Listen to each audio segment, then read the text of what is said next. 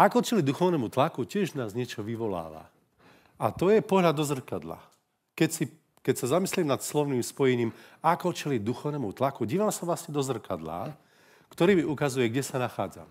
Či zostávam v pokoji, alebo moje srdce sa začne triasť, alebo niekomu vyjdú slzy, alebo bude kričať haleluja, sláva Bohu. To vlastne odráža to, akú má skúsenosť vo svojom osobnom, praktickom živote s duchovným tlakom a s tým, ako mu čeliť. Takže, ako aj Matúš povedal, všetci z nás sa nachádzame v stvoriteľovom priestore, ktorý je predovšetkým duchovný, Biblia hovorí. A to je dôležité, aby sme mali tento pohľad stále. Hej? Čiže ako hovorí Židom 11. kapitola, z neviditeľných alebo z tých večných vecí, z duchovných, povstali tie viditeľné. Čiže nastal príkaz v duchovnom svete a niečo sa udialo v tom viditeľnom svete. Pre nás viditeľnom. A tak je to vlastne aj dodnes. Že to, o čom sa rozhodne v tom neviditeľnom svete, to vlastne určí to, čo sa bude diať vo viditeľnom svete. Je to teória, ale je to aj prax. Nakoľko je to prax, to určuje to, ako žijeme s Pánom, aké máme skúsenosti. Ale je dôležité, aby táto pravda bola v našom živote niečo, čo viem podržať, uchopiť, vypozorovať. To znamená, že z duchovného sveta prichádzajú určité povely a rozhodnutia, na základe ktorých sa niečo deje v tom viditeľnom svete. A tak, keď chcem, aby sa diali dobré veci v tom viditeľnom svete, potrebujem správnym spôsobom komunikovať s neviditeľným svetom. A keď komunikujeme s neviditeľným svetom, tak nehovorím len o slovách, ale skutočne o komunikácii. Hej? Boh nás stvoril na svoj obraz a súčasťou toho obrazu je aj to, že komunikujeme, nielen rozprávame. Takže aj teraz komunikujem, chodím, pokloním sa, usmejem sa, zagestikulujem, tak prirodzene. A Boh takisto s nami komunikuje, nielen hovorí, ale ten duchovný svet takisto komunikuje. Nielen hovorí. Ale nielen komunikuje, ale priamo aj verbálne komunikuje. To znamená, že hovorí. A to všetko je dôležité poznať zo svojho osobného života. Učiť sa tomu rozumieť. Že čo to vlastne znamená. Takže ten neviditeľný svet je veľmi konkrétny, hmatateľný a večný. Neviditeľný. Ten časný je pre tú našu psychosomatickú prirodzenosť blízky. To znamená, že pre našu dušu, pre naše telo. Lebo vieme vidieť veci, chytiť veci. Ale určite to nemá zostať len pri tom. Keď duchovne žijeme, tak vidíme do duchovného sveta. Vnímame, prežívame duchovnú komunikáciu s neviditeľným svetom. Ak ľudia nie sú znovu zrodení z duchovného sveta, ale hľadajú duchovný svet, dostanú sa na nejakú úroveň duchovného poznania, myslím tým rôznych okultistov, ktorí môžu mať skúsenosti s duchovným svetom, ale len do tej miery, do ktorej ten duchovný svet ich vtiahne. Respektíve, Boh nás povolal k tomu, aby sme cez osobný vzťah s ním rozumeli duchovnému svetu pod jeho vedením. To je dôležité. Rozumieť duchovnému svetu pod jeho vedením. A tak vieme aj čeliť duchovnému tlaku správne. Lebo naozaj mu čelíme. Či si to uvedomujeme, alebo nie, všetci tomu čelíme. Takže budeme sa krátko zamýšľať v niekoľkých myšlienkach o tom hovoriť. Mám takéto podtémy, ako vidíte, porozumenie, vhľad a múdrosť, duchovné dary k zápasu a víťazstvo v zápase. Takže ako čeliť duchovnému tlaku? Tak, ako vidíte na tom obrázku, tie obrázky nám majú pomôcť. Obrázky veľa znamenajú. Spôsob, ako si predstavujeme, alebo naša predstava často určuje to, čo prežívame. Hej? Napríklad, úplný základ pre našu vieru je to, ako si predstavujeme Boha. To, ako si predstavujeme Boha, tak ako hovorí Žalme 16 Dávid, že vždy si predstavujem Hospodina po pravici, aby som sa nepohol. Takže Dávid mal túto predstavu. Hospodin je po mojej pravici, aby som sa nepohol. No, keď hovorí po mojej pravici, tak to neznamená priamo pravú stranu. Ale myslím, že akože po pravici. Hej? Ale biblicky tá pravica znamená čestné miesto. Miesto autority, miesto moci. To znamená, Boh je v mojom živote na mieste autority, na mieste moci, dá mu čestné miesto. A tak on hovorí, že predstavujem si Hospodina a on je tam, aby som sa nepohol. A s tým súvisí, ako si ho predstavujem. Lebo niektorí ľudia si predstavujú Boha tak, že sa ho veľmi boja. Boja sa, že im ublíži. Boja sa, že sa na nich hnevá. A keď majú tú zlú predstavu o Bohu, tak s tým už súvisí ten duchovný tlak, ktorému čelia. To je úplný základ pre vieru znovuzrodených detí Božích, tak ako je napísané v 1. liste Jánov 2. kapitole, sú tam spomenuté 4 kategórie duchovnej zrelosti, do ktorých všetci spadáme. Čiže prvá kategória sú duchovné dieťatká. A tam je napísané, že píšem vám dieťatká alebo bábetká, že sú vám odpustené hriechy pre jeho meno. Hej, keby sme sa do gréčtiny pozreli. Čiže to je vstup do nebeského kráľovstva. Však, tak ako povedal Pán, ak nebudete ako deti, nemôžete vidieť Božie kráľovstvo. Tak ako som počul príbeh, že pred rokmi sa stalo, že prišiel do dediny jeden človek a pýta sa, prosím vás, tu sa narodil ten slávny spisovateľ? Ľudia mu povedali, nie, tu sa len malé deti rodia. Takže tak môže prísť niekto do cirkvi, ktorý je veľmi intelektuálne vybavený, čo môže byť dobre, nech to slúži na dobre. Hej. Môže byť profesor, doktor, inžinier zároveň a môže zhltnúť 2 knihy za 3 dní. 3 knihy za 2 dní, ešte lepšie. Hej. Môže byť. Ale do Božieho kráľovstva sa aj tak rodí ako malé dieťa. To znamená, že jeho duchovný človek sa narodil ako malé dieťa. Aj keď jeho intelektuálna schopnosť môže byť veľká, duševné vlastnosti, zručnosti môže mať silné, ale jeho duchovný človek je malé dieťa. A tak v duchu človek potrebuje ten základ, že sú mi odpustené hriechy pre jeho meno. Ja už teraz, keď stojím aj ja v otcovskej službe, v zmysle, že som pastor, 20 rokov, z Božej milosti, v septembri bude 20 rokov, čo úplne, tak stále si potrebujem pripomínať to, že som aj dieťa a že musím stať v tom pevne, na tom základe, že sú mi odpustené hriechy pre jeho meno. Ďalej je tam duchovné dieťa a tam je napísané v tom 1. liste Jánovom 2. kapitole, že píšem vám, deti, že ste poznali Otca, že ste poznali Boha Stvoriteľa aj ako Otca, že je to váš Otec. Ale poznať Otca znamená poznať dobrého Otca. To ako Pán Ježiš povedal, že keď vy, hoci ste zlí, to znamená, že aj keď ste niekedy zlí, tak aj vtedy viete dať dobré dary svojim deťom. Je otec doma sa prechádza, je nahnevaný, lebo Nové Mesto prehralo vo futbale s Prievidzou a hnevá sa. Neviem, či to je možné. Hej, a hnevá sa, ale aj tak dá chlebík, dobrý dar svojim deťom. A Pán hovorí, keď vy, hoci ste zlí, viete dávať dobré dary svojim deťom, o čo viac dá nebeský Otec dobré dary svojim deťom, ktoré ho prosia. To je náš Otec. Poznávate ho takého. Keď si prosíš hada, vlastne. To vás neprosíme, že? Keď si prosíš rybu, nepodá ti hada. Keď si prosíš chlieb, nepodá ti kameň. Sláva Bohu. Ale duchovné deti si často môžu prosiť hada a ani o tom nevedia. Duchovné deti si môžu prosiť kameň a myslia si, že je chlebík. A tak musí prísť niekto duchovne starší a povedať im, vieš čo, toto by si nemal prosiť, lebo za tým had ukrytý. Neverím. To tak dobre vyzerá. To je určite ryba.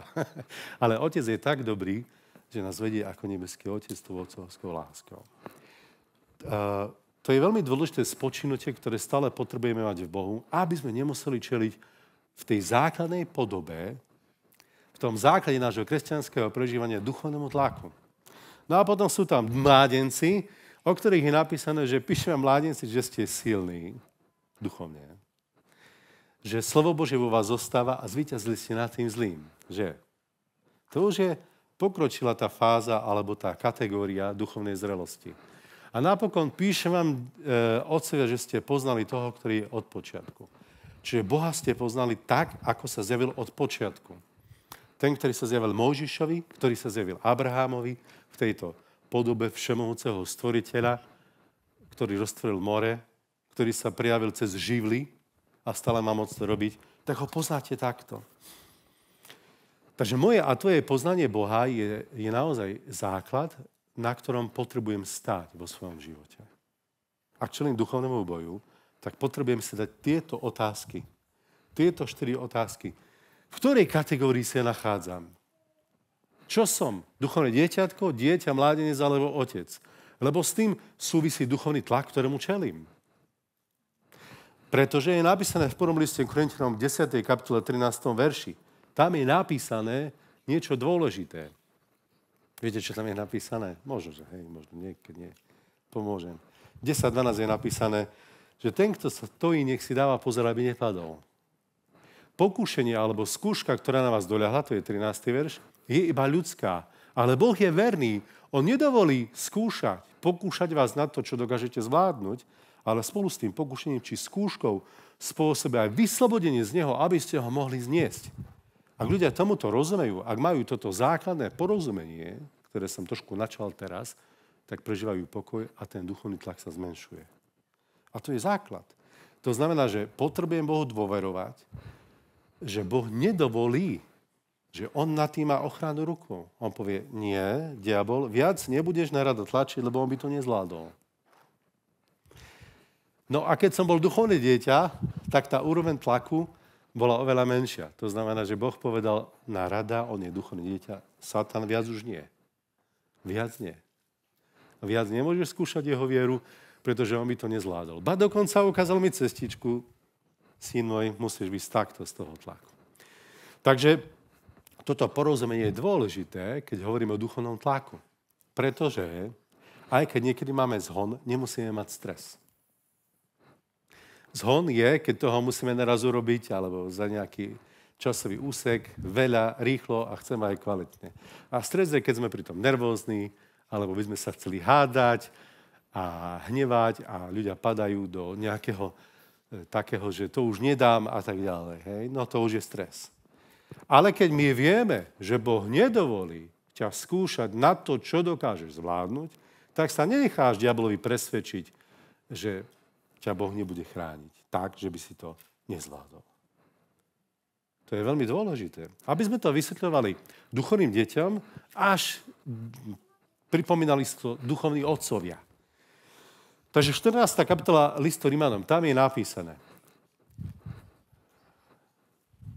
Slabého vo viere sa ujímajte, nie aby ste posudzovali jeho zmýšľanie. Takže duchovné dieťa, alebo telesný či duševný kresťan, môže byť slabý vo viere. Nemali by sme posudzovať jeho zmýšľanie, ale ujímať sa ho. Ty silný sa ho ujať. Hej, nemali by sme hovoriť, no jak ty môžeš tak rozmýšľať? Sa to ani pochopiť neviem. Neposudzovať, ale ujať sa ho. A v 15. kapitole je napísané, že my silní sme povinní niesť slabosti nevládnych a nepáčiť sa sami sebe.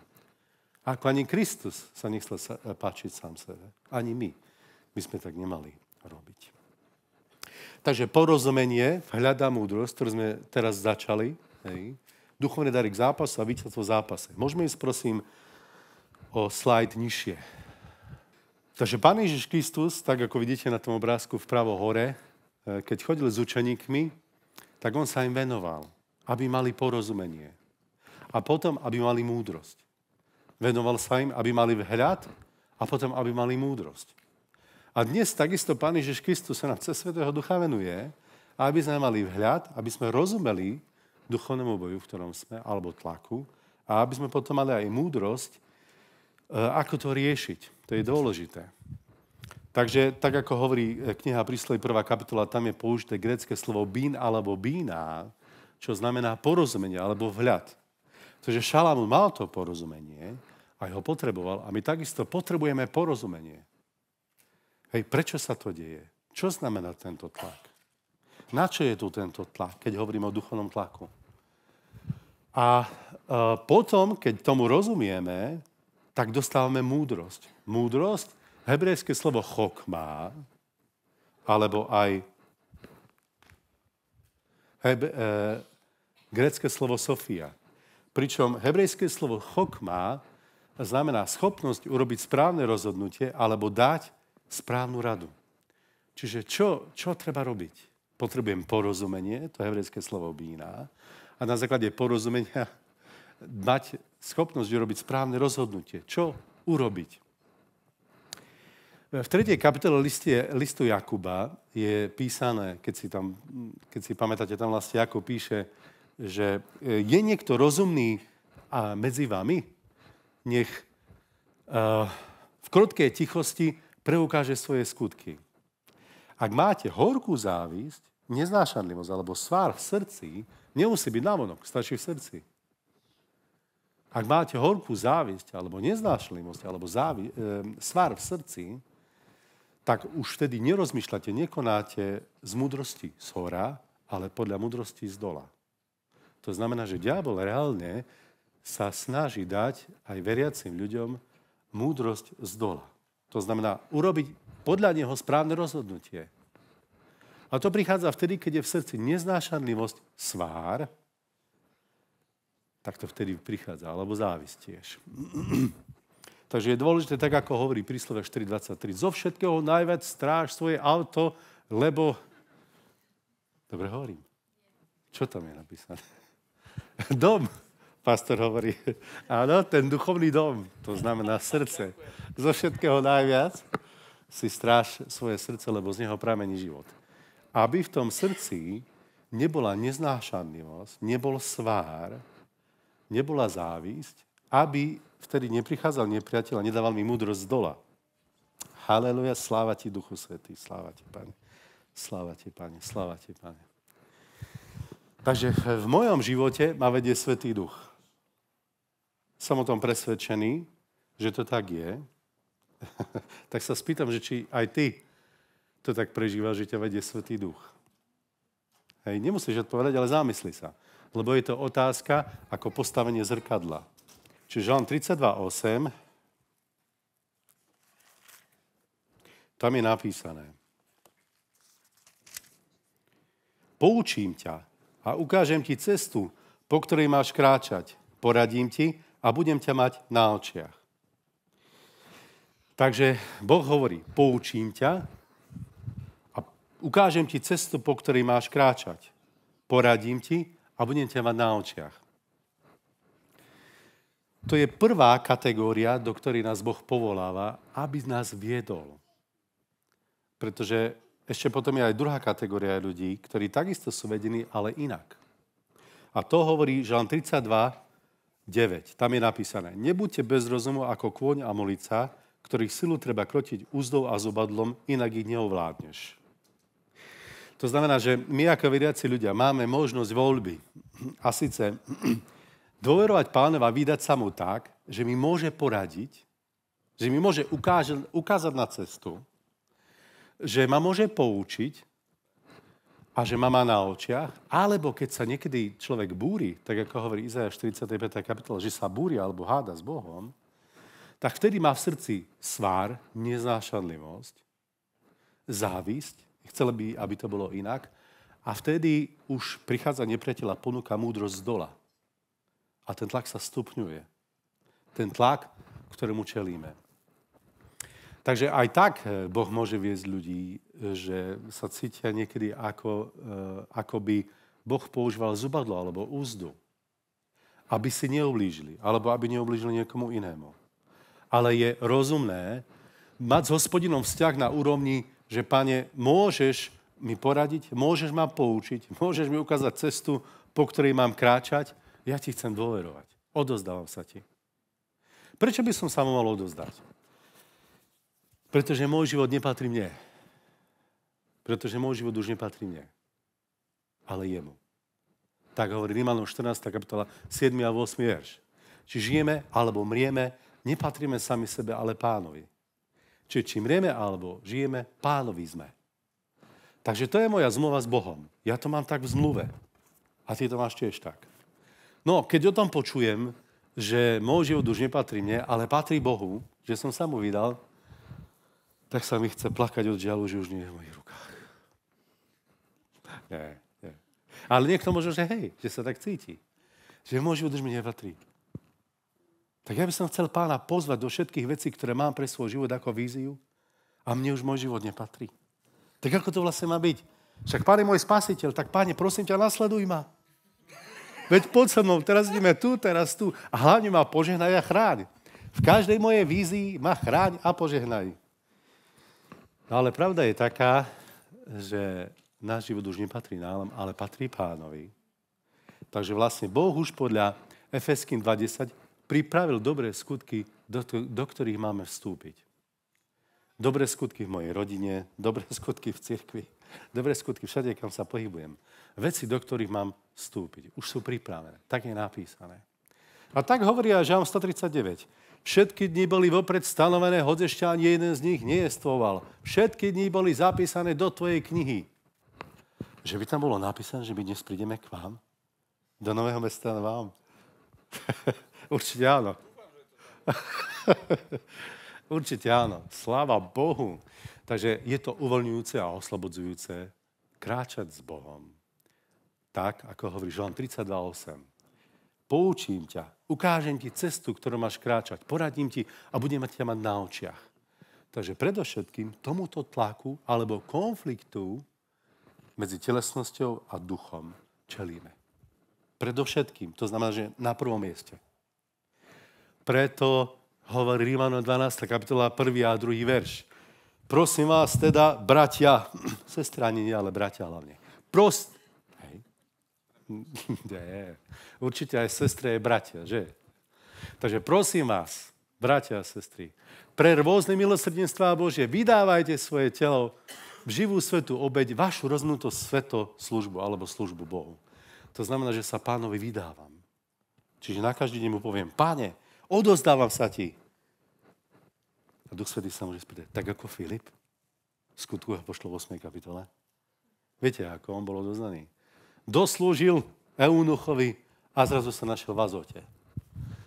Takže Matúš bude slúžiť niekomu v Novom Meste a zrazu sa nájde v Trebišove. A pozveme ho slúžiť. Jednoducho sme vydaní. Nepatríme sami sebe, ale patríme Pánovi. A v dobrovoľnosti. Ja získavam kredit pre Pána. Touto službou jednoznačne získavam kredit pre Pána. Nie sám pre seba. Ja nepotrebujem kredit na ľudskej úrovni, ale na Božej úrovni. To tak Pán Ježiš povedal. Keď sa modlíte, nemodlite sa v synagógach alebo na rohu ulic, aby vás ľudia videli, lebo toto bude ich odplata. Toto už je ich odplata. Ale modli sa tak, aby ťa videl tvoj otec, chod do svojej izby, nezabudni zatvoriť dvere. A tak sa modli k otcovi, aby ti potom on odplatil. Halelúja, sláva Bohu. To sú úžasné chvíle na modlitbách, keď sa takto modlíš. Pamätám sa, ako ma Duch Svätý vyučoval pred rokmi, ako mi hovoril, syn môj, nemôžeš naraz sa aj modliť, aj toľko sledovať mobil. Notifikácie. To ťa vyrušuje, daj ho niekde nabok, zatvori tie dvere za sebou. Viete ako? Páne Ježišu, počkaj chvíľku. To je úžasný príspevok. Páne, naozaj som to myslel, prepáč, vyrušuje. No, však áno, modlím sa, ale nech sa páči, áno, hej. No, takže niekedy to takto môže vyzerať v našom duchovnom živote, že sme tak rozrušení z množstva vecí, že nemáme čas sa utišiť pred Pánom. A potom ten základ nám uniká. Ale keď sa vydáme Pánovi, a viem, že tu nie som sám pre seba, ale som pre Boha, tak vtedy v pokoji v srdci môžem získavať to porozumenie a vhľad, aby som získal aj múdrosť pre to, čo ma čaká. Aby som získal to porozumenie, vhľad a múdrosť pre duchovný tlak, ktorému čelím, tak potrebujem mať oddelený čas s Pánom. Potrebujem pri modlitbe zatvoriť dvere za sebou. Mať čas s ním. Pretože Duch Svätý skúma moje srdce. Tak hovorí Jeremiáš 17. kapitola. Najprevrátenejšie zo všetkého je táto politická strana. Či nie? Tak čo je najprevrátenejšie? Povedzte. Opravte ma. Srdce. A koho? No jasné, ale moje nie. OK. To znamená, že Boh hovorí, zo všetkého, čo ťa vie najviac oklamať, je tvoje srdce. Boh hovorí. Moje srdce ma vie najviac oklamať zo všetkého. To naozaj. No ja som si to nevymyslel, tak to tam je. Čiže Boh hovorí, syn môj, kto skúma srdce? On hovorí, kto skúma srdce? Kto sa v ňom vyzná? Ja. Ja, Boh, skúmam srdce. Tak je dôležité mať čas na to, aby Boh skúmal srdce. Aby ho očistil a posvetil na každý deň. A vtedy keď si s ním zmierný a ideš do každého dňa zmierný s ním, odozdávaš sa mu, tak vtedy môžeš získavať porozumenie, vhľad a múdrosť pre to, čo naozaj potrebuješ zvládnuť. 6. kapitola Efeským, tam je písané o rímskom vojakovi. To je výzbroj Boží. Viete, tam je napísané, oblečte si aspoň nejakú časť Božej výzbroje, aby ste mohli obstáť proti... Sa smejete, viete, že tak celkom to tam nie je. Oblečte si celú Božú výzbroj. Nezabudni topánky. Nezabudni obu pohotovosti ani pokoja. A nezabudni Pána spravodlivosti. Na tým všetkým rozjímaj, aby si to mal vo svojom živote, aby si mohol obstáť proti taktike a úzkušnosti diablovej, lebo tam nie je napísané, že to hravo zvládneš, ale aby sa mohol zvládnuť a obstáť v tom zápase, tak potrebuješ mať oblečenú celú Božiu výzbroj. No a keď tam rímski vojaci, keď bojovali, tak si predstavte veliteľa, ktorý zhromaždí, povedzme, 500 vojakov rímskych a poviem, a teraz máte všetci výzbroj? Áno. Neviem, ak sa by potali. Si. Hej, a rímsky vojak. Takže, no dobre, tak teraz každý bojujte sám za seba. Dávajte hlavne pozor sami na seba. O ovca sa nestarajte, ale ubraň sám seba. Takto nebojovali rímski vojaci. Že by len sami seba, viete. Už mám pokoj, tam je nejaký boj, a nevadí však. Ja tu mám pokoj. Hlavne, aby ja som. Tak oni nebojovali. Tam boli obranné zbrane, ale aj útočná zbraň bola. Nielen obranná zbraň, ale aj útočná. To znamená, že rímski vojaci sú povolaní získavať územia. Nielen brániť sami seba. Keď sa človek dostane do situácie, že len bráni sám seba, tak je v zajatí. Díva sa len sám na seba. A to je naozaj niekedy trápenie. Keď človek v kuse by chcel brániť sám seba. Celé dni len rozmýšľa, tamto ma bolí, toto ma svrbí, toto nerastie a tamto len rýchlo rastie a prší a neprší. Slnko svietia a zase toľko mám problémov. Hej, nechcem znevážiť to, keď ľudia majú problémy, lebo niekedy majú a potrebujú im pomôcť, ale niekedy im pomôžeme, keď im nastavíme zrkadlo. Áno. Lebo keby moja Gabika ráno prišla podľa hradku, tak sa mi nechce vstať a mám oči zalepené. A neviem čo, ale necítim sa. Ja nepripravím deťom raňajky. Musím sa o seba postarať. To by nefungovalo u nás doma. Ona musí vstať a musí urobiť veci. Aj u vás. Hej? To znamená, že neslúžime len sami sebe. V bežnom fyzickom živote neslúžime sami sebe. Každý nech sa postará o seba. No nie. Máme nejaké spoločné ciele a potom aj vízie. A takto je. Boh, ako ten, ktorému patríš, má víziu pre tvoj život a víziu pre spoločenstvo, do ktorého ťa povolal. A on chce, aby si takto bol jemu vydaný. Aby si dokázal zvíťaziť cez to porozumenie, vhľad a múdrosť pre svoj osobný život a mohol pomôcť získavať nové územia pre Božie kráľovstvo. Amen. Takže aby to tak bolo, potrebujeme porozumenie, vhľad a múdrosť.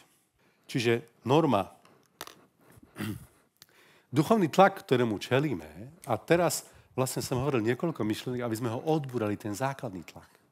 Lebo niekedy ľudia majú takýto tlak. Ja už prosím Pána, aby som išiel do tejto mojej vízie. Už 2 roky sa za to modlím. A on nemá poslúchnuť. No ja nechápem. Veď on je to kvôli mne, nie? Veď vlastne slnko by sa malo točiť okolo mesiaca. Alebo okolo Zeme aspoň. Stačí vymeniť vzťažné sústavy. Ale ak vymeníme vzťažné sústavy, tak je problém. Čiže v tej vzťažnej sústave slnko je v strede. Čiže okolo slnka sa všetko točí. My sa točíme okolo Boha. A Boh má pre nás dobré veci pripravené. On sa o nás stará, tak ako jeho meno znie Jahve Jirech, ale Jahve Jirech zaznelo podľa normy. Normou pre našu vieru a pre duchovný boj, v ktorom čelíme duchovnému tlaku, je písmo a Svätý Duch. To je, ako povedal Pán Ježiš Kristus Sadúceom. Viete, to boli tí učenci, ktorí neverili v anjelov, v duchov, v posmrtný život, z mŕtvych stane. No a on im hovorí, blúdite, lebo nepoznáte písmo ani moc Božiu. Svätého Ducha, ktorý príde ako pôsobiaca Božia moc, nepoznáte a preto blúdite. Takže v písme je napísané, že Jahve Jírech, ten, ktorý zabezpečí, zaznelo vtedy, keď Abraham všetko odovzdal. Aj to najdrahšie. Išiel na vrch, kde obetoval to najdrahšie. Bol ochotný. Bol ochotný.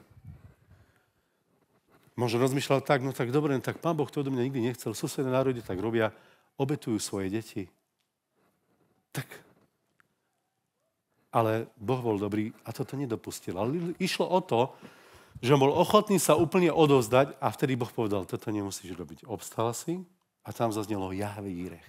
A to je dôležité. Keď je človek úplne odovzdaný, v jeho živote je viditeľné meno Jahve Jírech. Ten, ktorý zaopatrí, ten, ktorý zabezpečí. Ale nie tak, že Hospodina volám za sebou, Pane, ty len poď pekne so mnou, lebo ja už som všetko premyslel. Hej, ty si aj Jírech, poď so mnou. Dobre, takže podľa normy, viete, je napísané, že kochaj sa v Hospodinovi a dá ti túžby tvojho srdca. Ale dnes som začal hovoriť o tom kochaní sa v Hospodinovi. To znamená, že objavujem jeho pravdy, jeho stvoriteľský zámer, aspoň v niekoľkých myšlienkach, aby som získal pokoj. Aby mi Boh dal vhľad a porozumenie. Aby bol ochotný sa so mnou porozprávať o tom, ako to on vidí. Aby bol ochotný sa so mnou porozprávať, ako to on vidí. Adam mohol by byť neochotný. No, tí, ktorí si ctia Boha, tých sa bude ctiť Boh. Aj tým, že od neho získajú porozumenie a vhľad. Veď Boh je stvoriteľ neba i zeme. V písme vidíme, že tí, ktorí sa s ním chceli rozprávať, museli pristupovať v úcte. V hlbokej úcte. To nebol kamarátsky vzťah, viete. Ideme na pivo, alebo ideme na džús, a poďme na džús. Tak to nebolo. Stvoriteľ, ktorý nás volá k sebe bližšie, má nejaké očakávanie. Takže myslenie okruhu spoločnosti v tejto našej spoločnosti, v stredoeurópskom priestore, je konzumný spôsob. Máme možnosť výberu. Preto je veľa problémov napríklad v manželstvách. Pretože ty prídeš do Lidlu, máte to Lidl. No a nie je tam ten chleb a predavačka sa mračí, tak povieš, ja idem do Kauflandu. Prídeš do Kauflandu a tu zase zemiaky. Tak idem do Teska. A potom ľudia môžu prísť k Bohu a môžu mať také myslenie. A toto sa mi nepáči. A prečo toto Boh do mňa chce? A ja mám možnosť výberu. Ja nemusím. Takto kresťania nerozmýšľali, tí biblickí kresťania. Oni Pána nazývali kráľom, ale to poznanie kráľa bolo biblické. Moje poznanie kráľa, myslím také moje osobné historické, bolo poznanie napríklad kráľa z rozprávky Sol nad zlato. To bol taký milý starček. Alebo z iných rozprávok. To bolo kráľ pre mňa. A potom sa s tým niekedy spája, alebo Šrek, viete, Šrek bol kráľ a mal svokra kráľa, hej? No, tak niekedy ľudia sklznú do toho, že Boh je takýto kráľ. Nie. Boh bol taký kráľ v biblických dobách, že sa ľudia triasli niečo zle povedať, aby nezomreli. A tak, keď ľudia počuli, že Boh je aj kráľ, tak sa triasli. Preto Biblia hovorí, že s bázňou a s chvením pracujte na svojej spáse. Získaj to poznanie, tú báze, aby si získaval porozumenie, vhľad a múdrosť. To znamená, nepripravoval som sa, nemal som to v úmysle, ale verím, že nás Duch Svätý vedie. Takže on nie je disc-jockey, ktorý rozdáva sladkosti. Hej, že zábava v plnom prúde. Tešíme sa, chválime. Úžasné, a pán Lízatko. Hej, a 2 eurá. A poukaz na dovolenku v Chorvátsku. A nové auto. Hej. A my len poďme a všetko berme.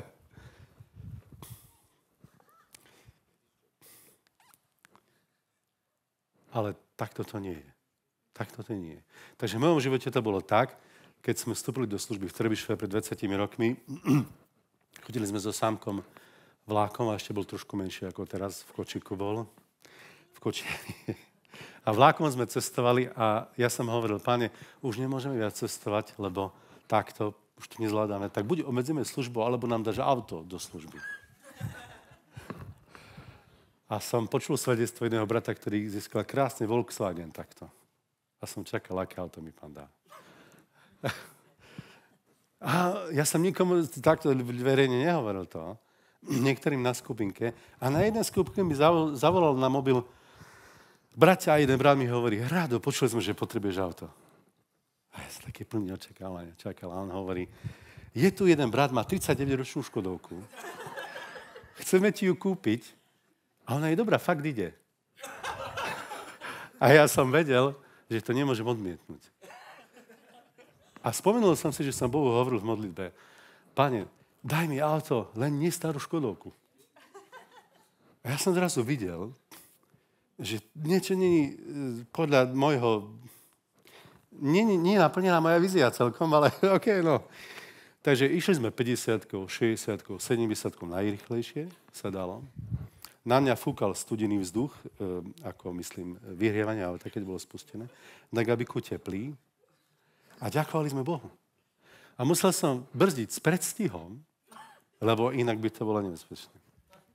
Takže mali sme asi 7 mesiacov. Mali sme asi 7 mesiacov to auto. Potom už nebolo schopné pokračovať v jazde, tak sme ho vyradili.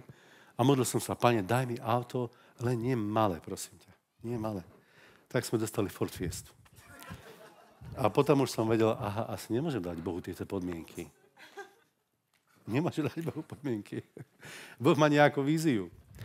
Keď som prestal dávať podmienky, tak Boh začal plniť moje sny. Takže som išiel okolo jedného auta, to bol vtedy Peugeot Partner, typy, taký nový, hej, pekný, ale zlátko. My len snívať môžeme o takom. 3 týždne prešli, mali sme ho.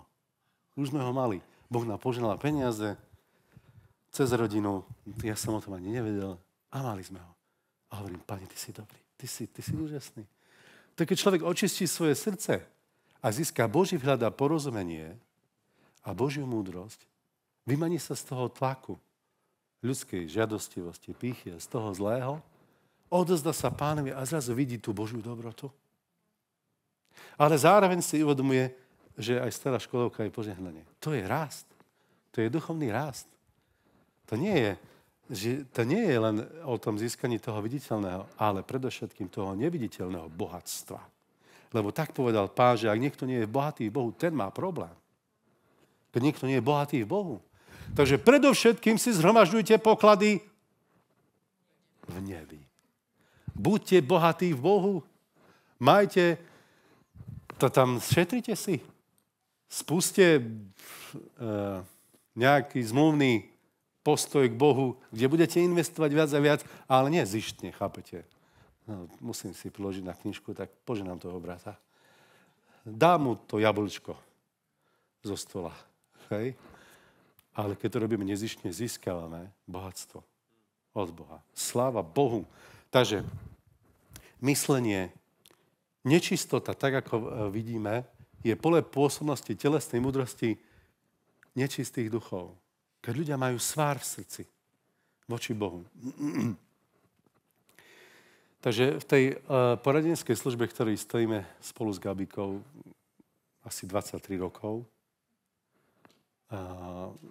tak v tej službe to, čo vidím za veľmi dôležité je, keď sa modlíme za ľudí, že my v našej modernej dobe sa vieme rýchlo dostať do sveta, do ktorého sa chceme dostať. Stačí si mobil zapnúť. A už vidíš nejakého hrdinu, ktorého život chceš žiť.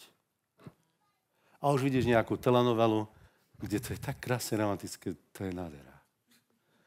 Raz som bol slúžiť pri jednom manželskom páre v cirkvi a brat sa mi sťažuje na jeho manželku a hovorí mi, Rado, ja prídem do izby a ona mi hovorí, však ma nevyrušuj, teraz ju unesú. A ja hovorím, aha, OK. A hovorím, a keď je šport? A on, tak to je iné, no, to je iné. Tak som povedal, tak vidíš, ty máš šport, ona má telenovelu. Aby bolo zmierenie medzi nimi. Hej? Lebo mali spor. Mali svár v srdci. No každopádne, ľudia sa niekedy takto dostávajú do nejakej svojej predstavy života, aké by chceli žiť. A tak nechcú žiť ten svoj život. Nemajú radi svoj život. Chceli by žiť nejaký iný. Napríklad mne sa hneď lepšie cítim, keď vidím toho ešte keď som bol 20, tak bol hrdina Rambo. Rambo, ja som taký s tým silný, keď vidím Ramba, to bol taký bojovník, viete. Ne? Alebo snívam svoj sen a keby ja som bol, a ľudia nežijú realitu. Ale Boh chce požehnať môj život aj tvoj. Boh ti dal tvoj život a chce ho požehnať. To je veľmi dôležitý základ. Takže je na čase pracovať na svojom živote určite tak, aby ten môj život bol požehnaný. A to je základné posolstvo v službe ľuďom. Príjmi svoj život. Vôbec nezloreč svojmu životu. Ani svojmu telu. Jedna sestra mala veľké bolesti v nohách, lebo zlorečila nohám. Hnevala sa, že ako vyzerajú. A zlorečila nohám. Hnevala sa na nohy. Ona mala bolesti v nohách. Hovorila, prečo má bolesti v nohách? Preto, lebo zlorečíš svojim nohám. Alebo repceš na svoje nohy. Tak nerepci na svoje nohy. Ďakuj Bohu za svoje nohy. Veď je napísané v prísloviach 18:20, život každého človeka sa nasytí ovocím jeho úst. Život každého človeka sa nasytí ovocím jeho úst. Každý sa nasytí úrody svojich perí. To, čo bude rozprávať, to bude mať. Tak toto je ďalší obraz toho Božieho stvoriteľského diela v nás, že nám Boh dal moc doslov. Že v našich slovách je moc života alebo moc smrti. Halelujá. Tak, neplánoval som sa pri tomto základe takto zdržať, ale verím, že to bolo na dobré. Prestávku. Takže dáme si prestávku teraz. Takže ideme ďalej v našej téme. Izajáš 40.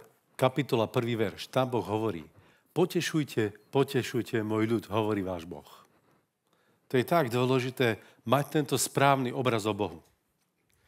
Že Boh nás chce potešiť. Nikdy nechce, aby sme skončili v smútku. Aj keď niekedy to ide cez zármutok, možno na pokánie, ale ten cieľ je, aby sme boli potešení, povzbudení. Amen?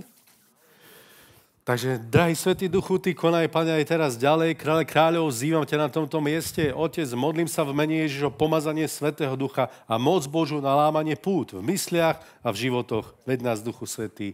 Amen. Amen. Sláva Bohu. Takže tá norma teda, preto, o čom aj hovoríme, alebo aj pre tú našu tému, ako čeliť duchovnému tlaku, je písmo a Svätý Duch. Čiže každý z nás čelí do nejakej miery duchovnému tlaku. To je nič nové pod slnkom, ako hovorí Šalamón. Ale je dôležité, aby normou preto, ako dokážem ten tlak vnímať a čo robím počas toho, keď ten tlak tu je, inak povedané, ako mu čelím, je písmo a Svätý Duch. Čiže Svätý Duch je tam so mnou. On nikdy nenechá tých, ktorých vedie samých, ale je stále s nami. A je dôležité, aby sme to objavovali, že je stále s nami, že je stále s tebou. Ten, ktorý bol privolaný na podporu, na pomoc, parakletos, ktorý chce potešenie a povzbudenie. Ako vidíte na tom obrázku, nečistota, to je pole pôsobnosti múdrosti nečistých duchov. To znamená, že oni sa snažia dostať sa do mysle, do srdc ľudí, aby ich držali v duchovnom tlaku, alebo aby mohli vyvíjať duchovný tlak, aby mohli ľudí zotročiť duchovným tlakom. Keď sme pred rokmi chodili k vám, tak sme mali 3 ročníky vlastne duchovného poradenstva a tam sme hovorili o tom, že sme rozdeľovali duchovný tlak do 3 kategórií. Možno si niektorí spomínate. Tá prvá kategória bola opresia, druhá bola obsesia a tretia bola posesia. A skutočne tie duchovné problémy, ktoré sa prejavujú aj psychosomatické v životoch ľudí, je možné rozdeliť do týchto úrovní. Tlak opresívny je tlak, ktorý prežíva každý z nás. Aj Pán Ježiš ho prežíval. Napríklad v Getsemanskej záhrade prežíval veľký tlak opresie. Pretože povedal, že duša mi je smutná až na smrť a cítil úzkosť, strach, ktorý na ňo tlačil. On nemal duchovný problém, on mal duchovný zápas. A to je dôležitý pohľad. Keď sa podarí v tom, keď ľudia čelia duchovnému tlaku, ľuďom takto rozmýšľať, že to nie je problém duchovný, ale je tu duchovný zápas, tak sa k tomu vedia dobre postaviť. Hej? Takže tak ako v živote musíme zápasiť napríklad v zime so snehom, ktorý napadá, neviem, či sa vám stáva, keď som malý chlapec, tak takto napadal sneh. To bol iný zápas ako teraz, zvykne byť. Alebo niekedy ľudia bojujú proti komárom. Neviem, či ste už bojovali proti komárom. Hej. No, keď nalietali komáre do izby, tak keď boli deti malé, tak sa stalo aj to, že jeden z nich volal pomoc, no, lebo tam bol komár. Hej, alebo sa skrýval pod paplónom, aby ho neohrozil. No, aj takto môže vyzerať ten duchovný boj, hej, ale nemusí a ani nemá. Takto vyzerať. To znamená, že dieťa musí vstúpiť do reálneho zápasu s tým komárom. No a podobne je to aj v tom duchovnom zápase. Že duchovné dieťa musí sa naučiť vstúpiť do duchovného boja s nečistými duchmi, ktoré neho tlačia nejakým spôsobom. Ale niekedy sa ľudia trápia, lebo sa trápia. Hej? Napríklad. Zvyknem hovoriť, že keď som bol malý chlapec, keď som bol chlapec a mal som prvé súženia typu napríklad, že mi povedala mama, že mám nosiť tašky nákupné. Tak ja som sa trápil, povedal som si, Povedal som, nákupné tašky.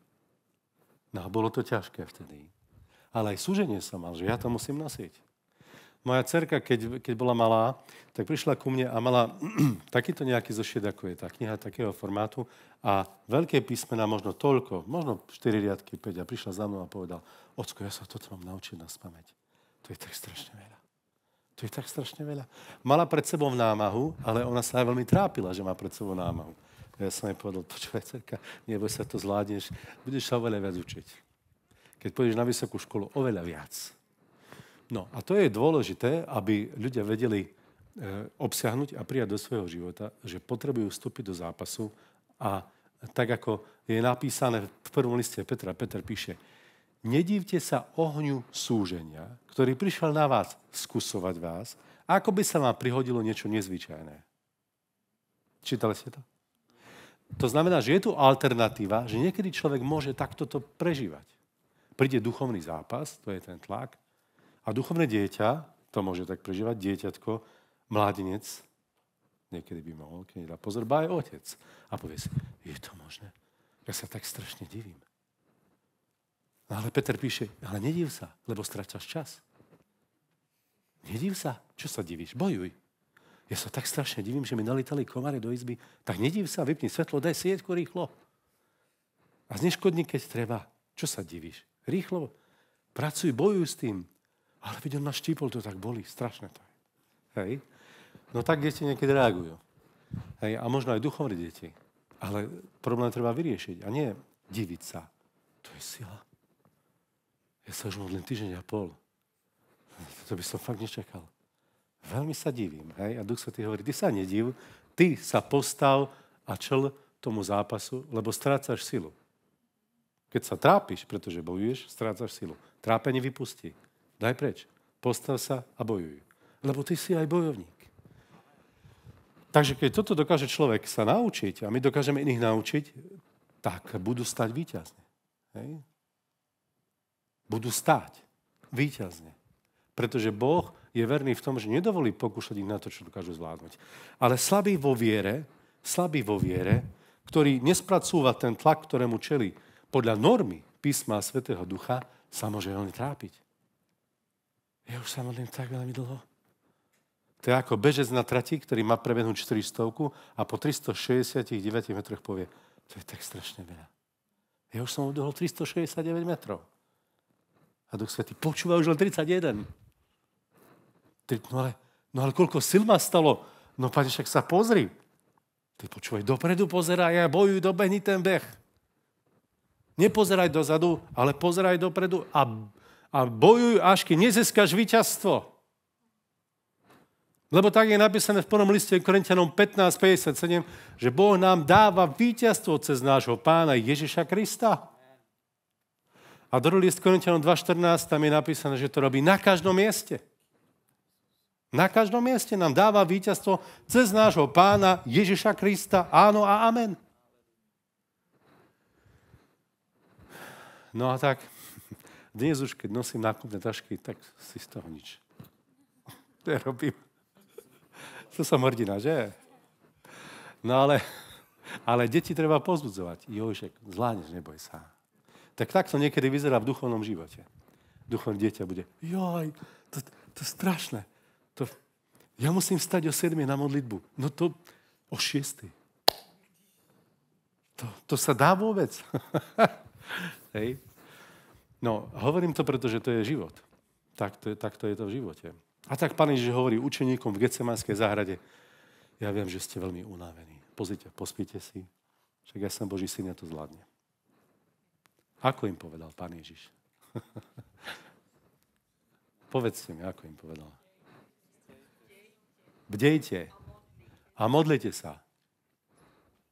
Aby ste... Lebo duch je síce hotový, ale telo je slabé. A on im nepovedal im, že viete čo, mám pre vás radu. Už ako sa rozhodnete, je to na vás. Ale bedlite a modlite sa. Nie, to bol príkaz. Bedli a modli sa. A oni nebedlili, nemodlili sa, lebo je napísané, že oči boli unavené od zármutku. A oni zaspali kvôli zármutku. A potom vošli do pokušenia a skončili za zatvorenými dverami, až kým Pán Ježiš neprišiel a povedal im, pokoj vám. Až dovtedy. Halleluja, ale on prišiel. Ale ak ľudia spia, teda ak ľudia sú unavení zármutkom a zaspia, tak keď človek spí, nevníma realitu. Lebo on je vo sne. Naozaj sa mi snívalo pred rokmi, že som vyhral veľmi veľa peňazí ako pastor. Áno. A ja ako pastor, snívalo sa mi. A ja ako pastor som si hovoril vtedy, Pane, ani nejak veľmi nepotrebujem, ale poteší. V tom sne som si hovoril, tak ako, že by to bola pravda. Som si hovoril, že by to... teraz sa budem sústrediť.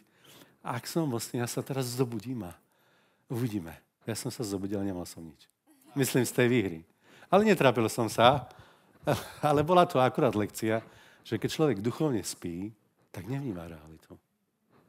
Ale človek môže duchovne zaspať od zármutku. A bude smúť.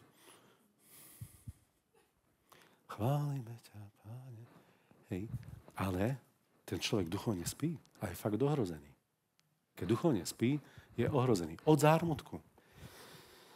Ale samozrejme, že je aj napísané plačte s plačúcimi, radujte sa s radujúcimi. Takže budeme niesť bremeno s ľuďmi, ale budeme ich viesť tak, aby sme im pomohli odbremeniť sa. Nenecháme ich spútaných smutkom. Amen? Ale pomôžeme, aby z toho vyšli von. To je dôležité. To je dôležité, aby si nemal v srdci nečistotu, kde budú pôsobiť tí zlí duchovia. Lebo oni tam nastavujú pevnosti. Napríklad, ja už nevládzem. To je pevnosť duchovná. Ja už nevládzem. A potom ide ďalej diabol a hovorí, Pán ma už nemá rád. A ďalej. Môj život nemá zmysel. A ďalej. A možno by som mohol už aj odísť. A ide ďalej. Všetky tie 4 stupne navštevujú nečistí duchovia. Modlil som sa za viacerých ľudí, ktorí dostali smrteľnú chorobu, lebo chceli zomrieť. Lebo si prijali zomrieť. Tak som sa modlil za oslobodenie. Nech Boh zachová. Nechcem tým povedať, že teraz to tak stále musí byť, chápete? To nechcem povedať, že pri každej chorobe je to kvôli tomu. Len hovorím, že to tak reálne bolo u týchto ľudí. Takže diabol posúva človeka od zármutku. On nepovie, no pozri, nechajte ho, démoni už dosť ho vytrapili. No, tak trošku ľútosti majte s ním. Nie. Budú ničiť, krádnuť. A Duch Svätý prichádza a hovorí, tak ti pomôžem, keď mi budeš veriť. Musíš mi veriť. Nie? Ty mi musíš veriť. Tak je pravda, že Peter sa prepočítal, keď vyšiel na tú vodu, v zmysle, že si myslel, že jeho viera je väčšia, ako naozaj bola. Lebo povedal, Pane, keď ty si to a nie je to žiaden prízrak, tak mi rozkáž prísť k tebe po vode. Ja na to mám vieru, ja pôjdem po tej vode. A on vyšiel na tú vodu a on sa tam začal topiť. A Pán Ježiš ho dvihol na Peter. Tak a teraz uvažuj, prečo si pochyboval, aby si už na budúce nepochyboval.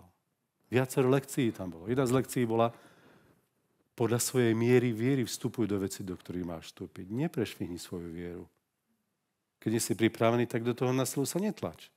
Ale choď podľa miery svojej viery. A druhá lekcia, musíš mi veriť. Keď už ti raz poviem, že poď, tak mi musíš veriť. A tak budeš stáť, lebo Pán Ježiš bol úplne blízko. A a on sa tam topil. Takže Pán Ježiš môže byť veľmi blízko ľudí a oni v tom duchovnom tlaku sa začnú topiť. Aj keď Pán Ježiš je veľmi blízko.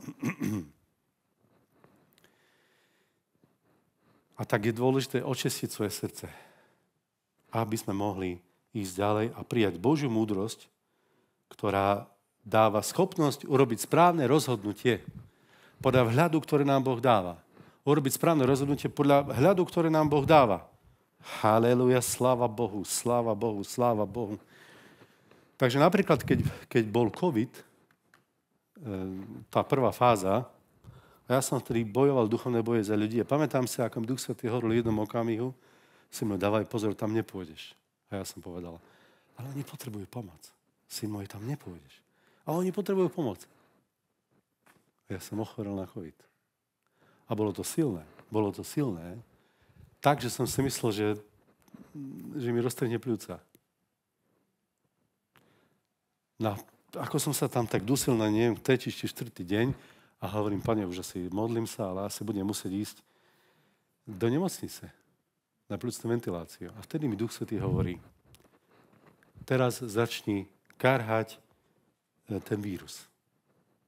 A keď mi to on povedal, tak som to začal robiť. A povedal som, v mene Ježiša Krista prikazujem, aby ste zhynuli v mene Ježiš. Hej, tomu vírusu. A vtedy odo mňa odchádzal tlak z mojich pľúc. Ja som videl, Pane, vďaka ti. To už bolo tak zle, že som si myslel, že to bude už na nemocnicu. Ale Boh sa zmiloval. Ale potom sa tlak vrátil o pár hodín a Duch Svätý mi dáva vhľad. Viete, to je ten vhľad. To je to porozumenie. Kedy ti otvorí duchovný svet a hovorí mi, pozri sa, to je ten duch, ktorý stojí za tou chorobou. Prikaž mu, nech ide preč. A to bol vhľad a zároveň schopnosť urobiť správne rozhodnutie v duchovnom boji, keď išlo o život. Tak som prikázal mene Pánovom, nech odíde a on odišiel a zase bol tlak z pľúc preč. A tak niekoľko dní som bojoval a potom sa už nevrátil. A ja som bol zdravý. A Pán mi hovorí, dávaj pozor, dávaj pozor. Buď ostržitý v duchovnom boji. Stoj. A tak som vedel, že z jeho milosti mi zjavil, čo mám robiť a dal mi k tomu aj pomazanie. Nie každý to tak dostal, lebo boli ľudia, ktorí odišli. Ale nado mnou, myslím do večnosti, ale nado mnou sa Boh zľutoval. Som vďačný Pánovi, že sa zľutoval.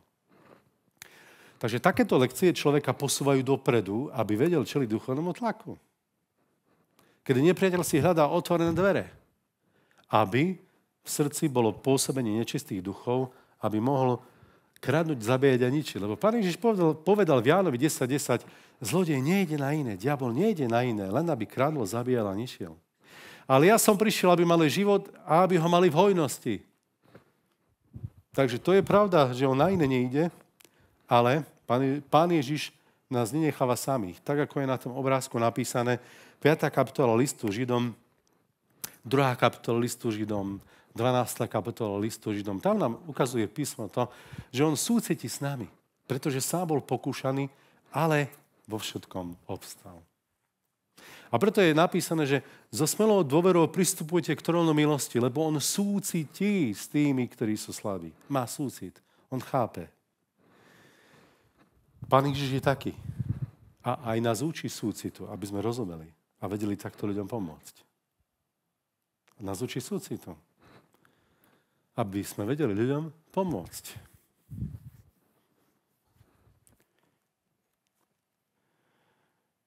Takže niekedy tie zápasy Boh používa na to, aby sme získali súcit. Aby sme získali porozumenie. Nie? Aby potom sa nestalo, že niekto príde na modlitbu a povie ti, vieš čo, ja mám taký problém. Aký máš problém? Sa mi stalo pred rokmi. Ja si sadnem k televízoru a tam presím niekoľko hodín a až potom sa postavím. A ja už som bol... Teda nereagoval som takto, že by som povedal, čo? Ty čo si za kresťana? Že ty vôbec ideš za mnou na modlitbu? Ale rozumel som, že ona je skutočne v tej slabosti, tá osoba. Tak som sa modlil s ňou, povedal som, nech sa pustí. Ona bola oslobodená. A už ju televízor neuväznil, lebo televízor to vie urobiť. Nielen televízor, ale aj iné podobné prístroje, nie? Takýto prístroj ti hovorí napríklad, buď ticho, televízor hovorí, ticho. Raz hovorím ja. Či nie? No a potom aj ľudia, ktorí ho pozerajú, hovoria tým ostatným, ticho, veď televízor ide. Daj mu prednosť tomu televízoru. Unesú ju teraz. Hej. Napríklad, hej. Takže Boh skúma naše srdcia a pozná nás. A to je dobré. To je dobré, že skúma naše srdcia, aby boli očistené a pripravené na víťazný boj. Takže Boh nám dáva porozumenie, pretože on ho má.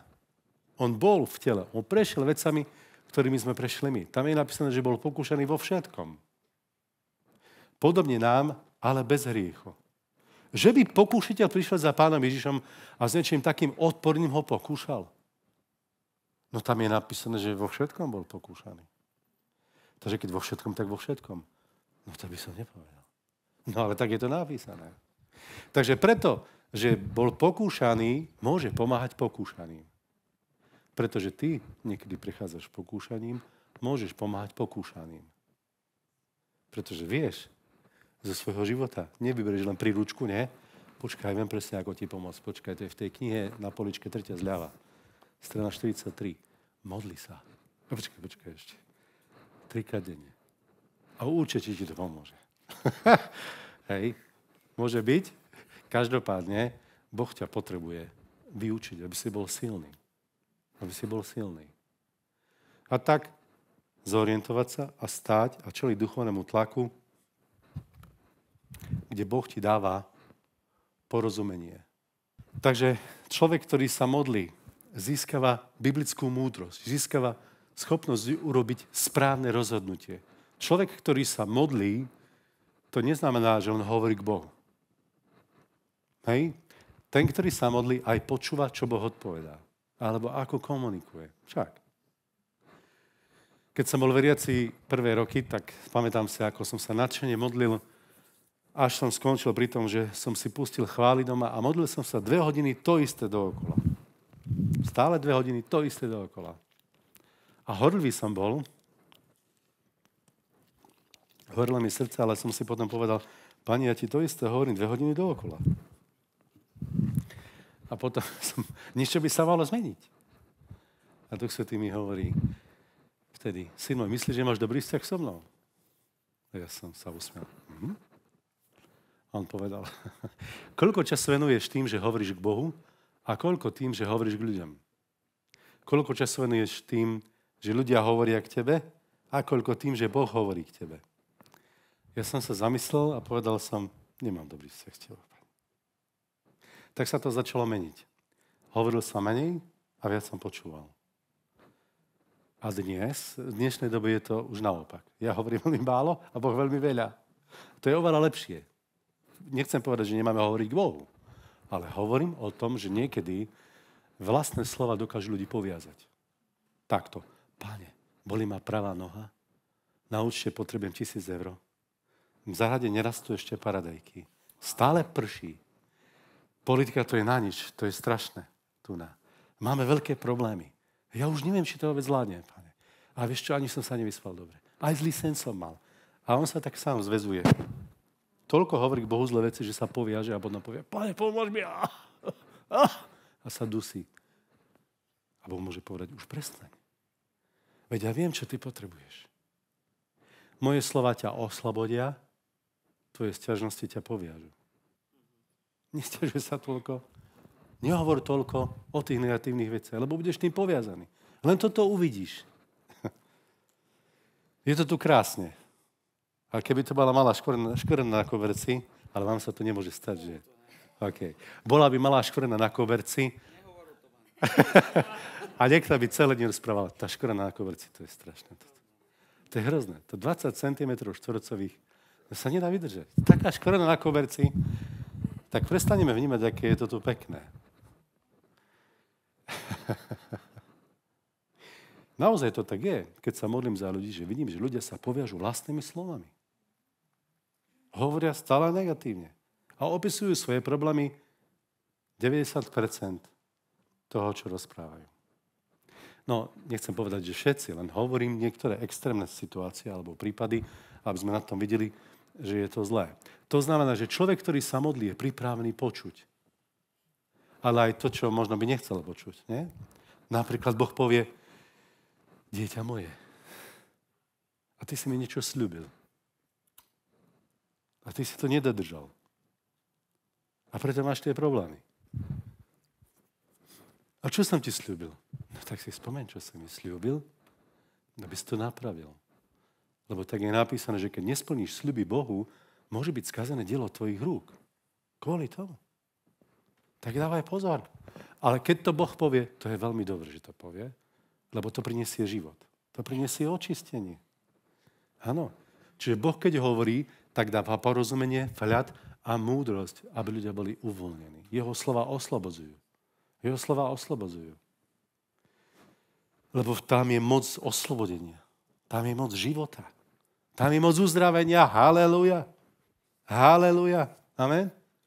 Sláva Bohu. Tak som sa pred rokmi modlil, pretože som bol 14 rokov veľmi ťažký alergik a som chodil na inhalácie, bral som strašne veľa vreckoviek, som používal, stále mi stekali hlíny a ja som sa modlil a mal som veľké problémy. A viacerí sa za mňa modlili. A ja som vedel, že je napísané, že v jeho ranách máme uzdravenie. Ale keď som s Bohom trávil čas na izbe a hodiny som sa modlil, tak mi Duch Svätý povedal, syn môj, už nechcem, aby si ďalej žil v klamstve, teraz príjmi uzdravenie. A išiel som do 1. listu Petra, kde je napísané, že jeho synavicami, ránami sme uzdravení. A ja som si to prečítal a povedal som, prijímam, Pane. To bolo všetko. Neprišiel archaniel Gabriel, teda Michal, ani aniel Gabriel, ani truba archaniela, nič podobné. To už vôbec nie. Hej, úplný kľud. Lenže ja som išiel k lekárke, napíchali mi tie ihly a ona hovorí, pozrite, ako vám naše vakcíny pomohli. Vy už nie ste alergik. Ja som povedal, pani doktorka, no viete, no ja som sa modlil, verím, že Pán Boh ma uzdravil. A teraz možno po 20 rokoch som išiel na kontrolu, lebo ma zavolala lekárka a zase mi napíchali ihly. A zase sa potvrdilo, že som negatívny. V tomto zmysle negatívny. Hej? A Pane, ďakujem ti. Keď Boh niečo urobí, tak to má takýto výsledok. Ale keď to on povie, vtedy to prinesie ten žiadaný výsledok. Ja som to hovoril veľakrát. A iní mi to hovorili. Ale keď to on povedal, tak to prinieslo žiadaný výsledok. Ten môj vytužený, modlený. Ale prišlo to cez to, že som bol na modlitbe.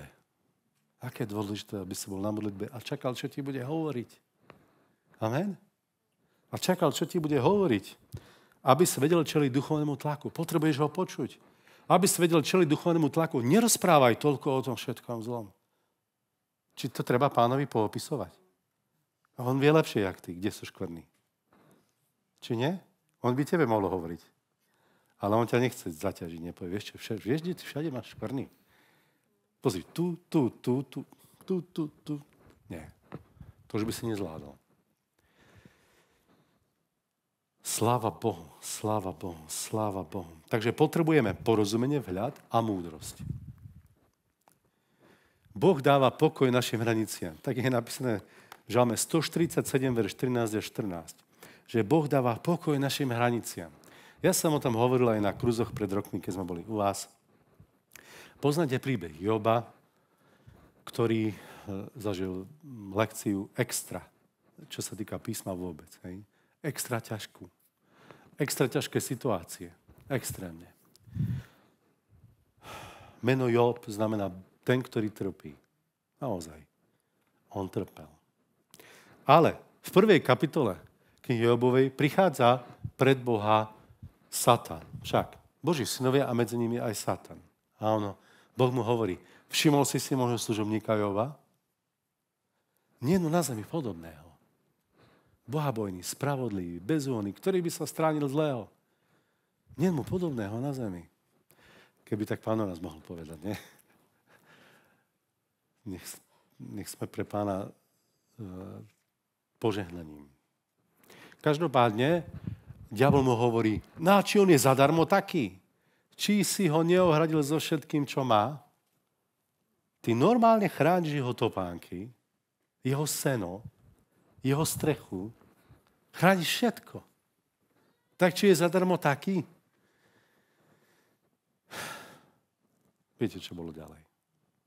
Ale v 3. kapitole Jobovej tam je napísané, Job hovorí, nemal som pokoj a nebol som v bezpečí. Job hovorí, nemal som pokoj, nebol som v bezpečí. A Satan hovorí Bohu, on je v úplnom bezpečí, my sa k tomu nevieme dostať. A predstavte si, že on si myslel, že on nie je v bezpečí. Ako sa to stalo? A tam je napísané, to, čoho som sa obával, to na mňa prišlo. Nadišlo na mňa to zlé, čoho som sa obával. Takže Job, ty si myslel, že nie si v bezpečí, veď si bol. A ty si sa obával, ty si v obavách, že sa ti toto stane, čo sa ti naozaj stalo? Hej.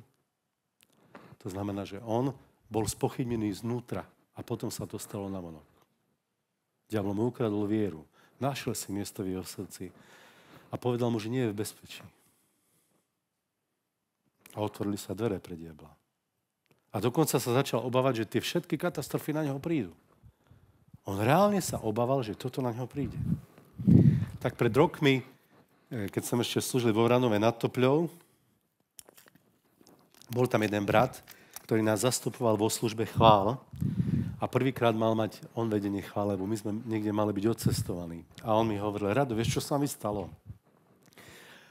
Keď som mal ísť slúžiť chválami, tak som si hovoril, on bol vedúci firmy, tak som si hovoril, nemôžem povedať, že nie sme tu celá firma, musím povedať, nie sme tu celá kapela. Toto si opakoval dookola, aby sa nepomýlil pred ľuďmi. Hovorí, nesmiem povedať, že tu nie sme celá firma, ale že tu nie sme celá kapela. A ja som išiel na pódium a povedal som, nie sme tu celá firma. Jak sa to stalo? No to sú tie obavy. Keď ľudia majú neistotu.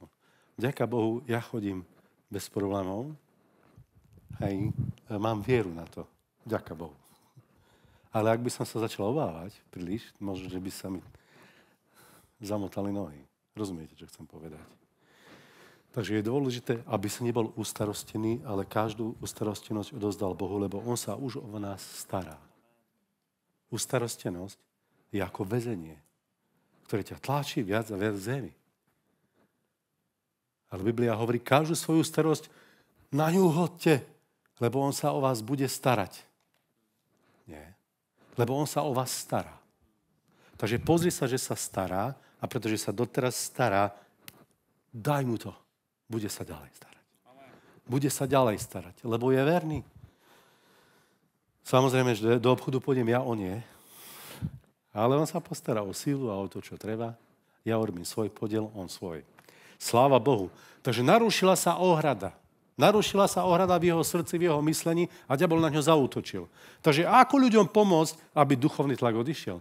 Napraviť ohradu. Očistiť srdce od pochybnosti, od strachu, od zlých myšlienok. Tak raz za mnou prišiel jeden brat, ktorý kázal pre stovky ľudí a hovorí mi, s pláčom, Rado, ja sa veľmi bojím, že keď zjem klobásu, dostanem rakovinu. On sa reálne veľmi bál, bol vystrašený. A kázal pre stovky ľudí. Tak sme sa modlili za oslobodenie. Nechcem ho zhodiť, nech ho Boh požehná. Však nehovorím, že kto to bol, lebo takých ľudí je veľa. Ktorý... Čo? Ja jem klobásu. Ale Matúš hovorí, že je klobásu. Ďakujem Bohu za Božiu milosť, že nás chráni. Keď jeme klobásu alebo čokoľvek iné. Ale on mal takýto problém. On bol tým vystrašený. Zotročený. A tak potreboval byť oslobodený od toho strachu.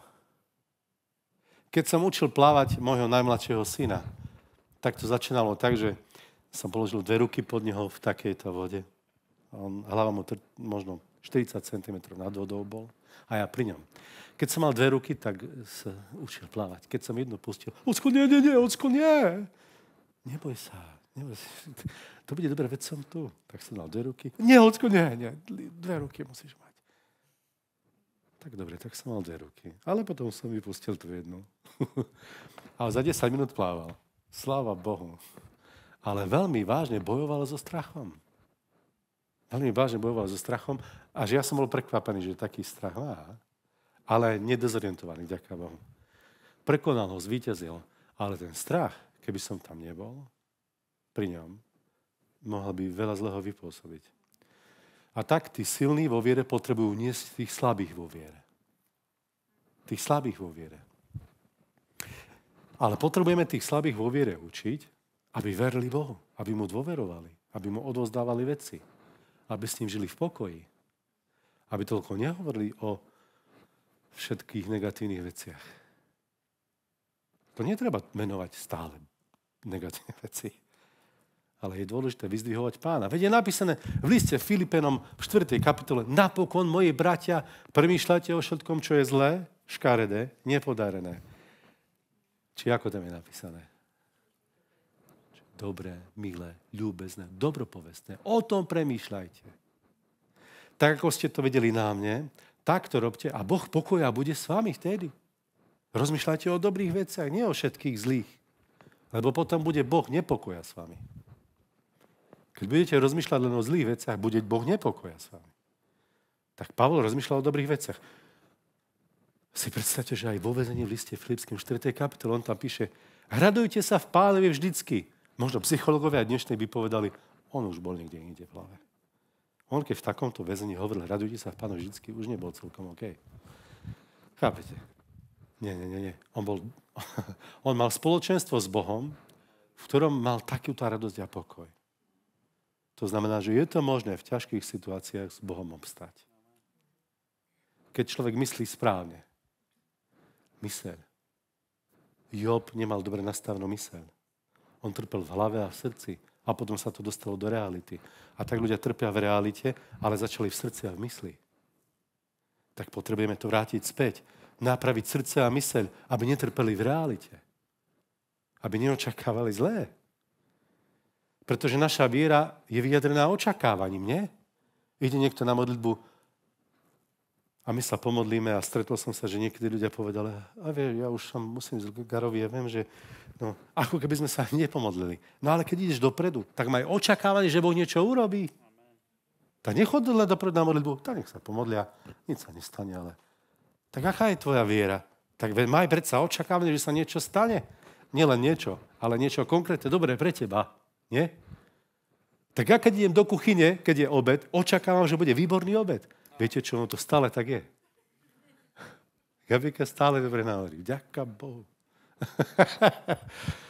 Je dôležité mať správne očakávanie, nie?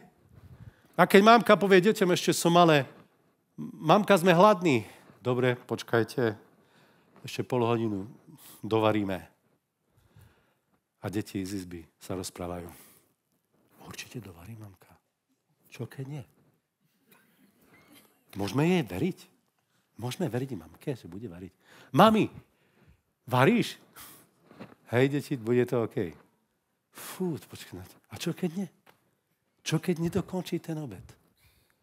Čo keď nebude chutný? Či môžeme mame dôverovať?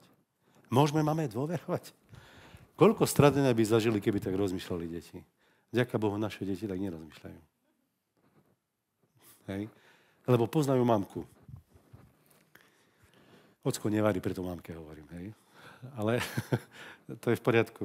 V zmysle, že vybrne to ide a rád jej pomôžem, keď treba.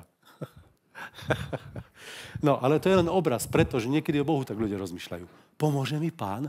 A čo keď nie? To on go povedal, že mám počkať, ale no a čo keď nie? Čo keď to, čo uvarí pre mňa, bude zlé? Môžem ja Bohu vôbec dôverovať? A diabol rád toto pošepká. Príde a povie mu, môžem ja Bohu vôbec dôverovať? Ty počúvaš? No, ty počúvaj. No hej, môžem. A hovorí ďalej diabol. Veď pozri, čo sa stalo Petrovi na tej vode. No fakt. Čo sa stalo? To je ten diabol celkom dobre. To vidí. A tak je dôležité mať očistenú myseľ a srdce od zlého. Aby sa vedel čeliť duchovnému tlaku, tak ho musíš rozpoznať. Na tejto základnej úrovni. Na tejto základnej úrovni. Niektoré veci robíme my a niektoré robí Pán. Sláva Bohu. Prestávka? 5 minút. Ďakujem ti, Duchu Svätý. Modlím sa, Pane, aj to slovo, Pane, ktoré znie, Bože, aby zostalo v ľuďoch. Aby vykonalo tvoju prácu, Pane, podľa tvojej vôle. Amen. Takže prestávka 5 minút. Sláva Pánovi. Takže hovorili sme o tom, že Boh dáva pokoj hraniciam. Je dôležité, aby tie hranice tam boli, aby neboli narušené. A zvyknem niekedy slúžiť ľuďom, ktorí potrebujú vidieť svoje hranice správne. Hej, pretože Boh dáva pokoj do tých hraníc, ktoré sú nastávané. Inak povedané. Pokiaľ mal Job správne postavenú hranicu, mal v nich pokoj. Alebo mal v nej pokoj. Keď sa hranice porušili, jeho hranice boli tak porušené, že už nemal kontrolu. Napríklad hranica v zmysle. Chodím s Pánom, modlím sa, modlia sa za mňa bratia a sestry v zbore a preto moje hranice sú v poriadku. Som pod ochranou Božou. Ale niekedy človek sa dostane, alebo mohol by sa dostať do podobného stavu ako Job a vtedy už sa obáva, žije v strachu, už sa nespolieha na Pána a nevidí Božie pravdy. A toto je stav, kedy naozaj potrebuje pomoc. Potrebuje pomoc Svätého Ducha a možno bratov aj sestier. Aj preto to znie, toto slovo, aby sme vedeli čeliť duchovnému tlaku, ktorý ľudí chce dostať do takéhoto stavu. Aby boli ako s rozbúranými hranicami. Tak v knihe Zachariáša v 2. kapitole tam je napísané, Boh hovorí, že ja budem ohnivým múrom dookola svojho ľudu a slávou v jeho strede. Slúžil som pred niekoľkými rokmi jednej mladej slečne, satanistke. Ona bola zasvetená do satanizmu rodičmi, lebo rodičia boli satanisti, čiže rituálne bola zasvetená ako malé dieťa. No ona prešla veľmi ťažké veci, ale Pán ju oslobozoval a je to úplne iný človek, vďaka Pánovi. Ale chcem povedať, že prišla ku mne do kancelárie a ona videla do duchovného sveta, lebo sa tam pohybovala ako v tom nepriateľskom tíme, hej, proste medzi satanistami. No a ja som sa jej spýtal, že čo vidíš pri mne? A ona mi povedala, ohnivý múr. Ja hovorím, sláva Bohu. Zachariáš 2. kapitola. Boh povedal, ja budem ohnivým múrom v okolných a slávou v jeho strede. A na toto sa spolieham, že to tak je. A o tom hovoríme dnes, že to tak bolo u Joba, ale nepriateľovi sa to podarilo narušiť cez pochybnosti, cez zlé očakávanie. On vo svojom živote, vidíme, že v tej 1. kapitole sa obával o svojich synov, lebo prinášal obete, keby náhodou sa prehrešili. Náhodou. Keby sa prehrešili. To znamená, že on svoje deti poznal. On videl, ako žili. A on sa bál o svoje deti. Toto narušilo jeho vnútorný pokoj tiež. Ale takisto nemáme čas hovoriť dopodrobná o Jobovi, ale aspoň niektoré dôležité informácie. A ku koncu tejto knihy Jobovej, tam Boh hovorí Jobovi, či sa bude hádať kázniteľ so Všemohúcim. Takže mňa odsúdiš, aby ty si zostal spravodlivý. A Jobova žena mu hovorí v prvých kapitolách, že ešte stále sa držíš svojej bezúhonnosti. A toto bol problém. Že Job sa držal svojej spravodlivosti. Preto mu Boh povedal, takže mňa odsúdiš, aby ty si zostal spravodlivý. Toto je zlé.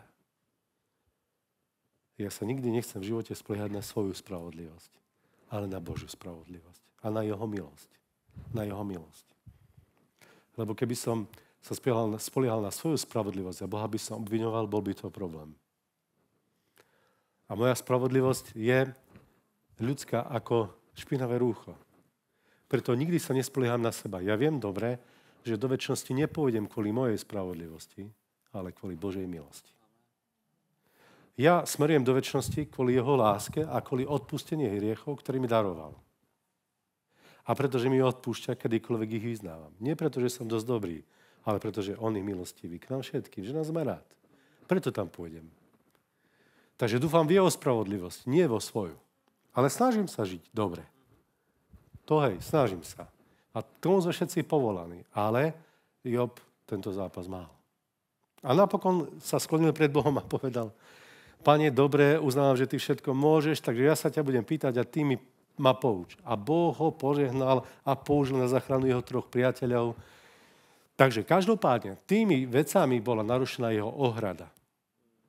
A tak je dôležité, aby sme sa spoliehali na Boha, na jeho spravodlivosť a na jeho milosť, ktorý je ohnivým múrom dookola. Ten ohnivý múr niekedy ľudia môžu vnímať ako obmedzenie a môžu sa hnevať. Ale ten ohnivý múr je ochrana, nie obmedzenie. Rozumiete? Ja by som tak veľmi chcel ísť cez toto ohradenie a nemôžem. To je obmedzenie. Rozumiete? Pred rokmi som bol v zoologickej záhrade v Košiciach a bola tam levica, ona tam zvykla tak ležať za takou sklenenou stenou. Ona bola v ohrade a ja vonku. A ja som prišiel k tej ohrade a som sa na ňu pozeral. Ona bola asi 30 metrov ďaleko. Zdvihla hlavu, postavila sa a išla ko mne, úplne blízko ko mne, k tomu sklu. Ona na pol metra, ja na pol metra od skla. A pozerala sa mi do očí, jak človek.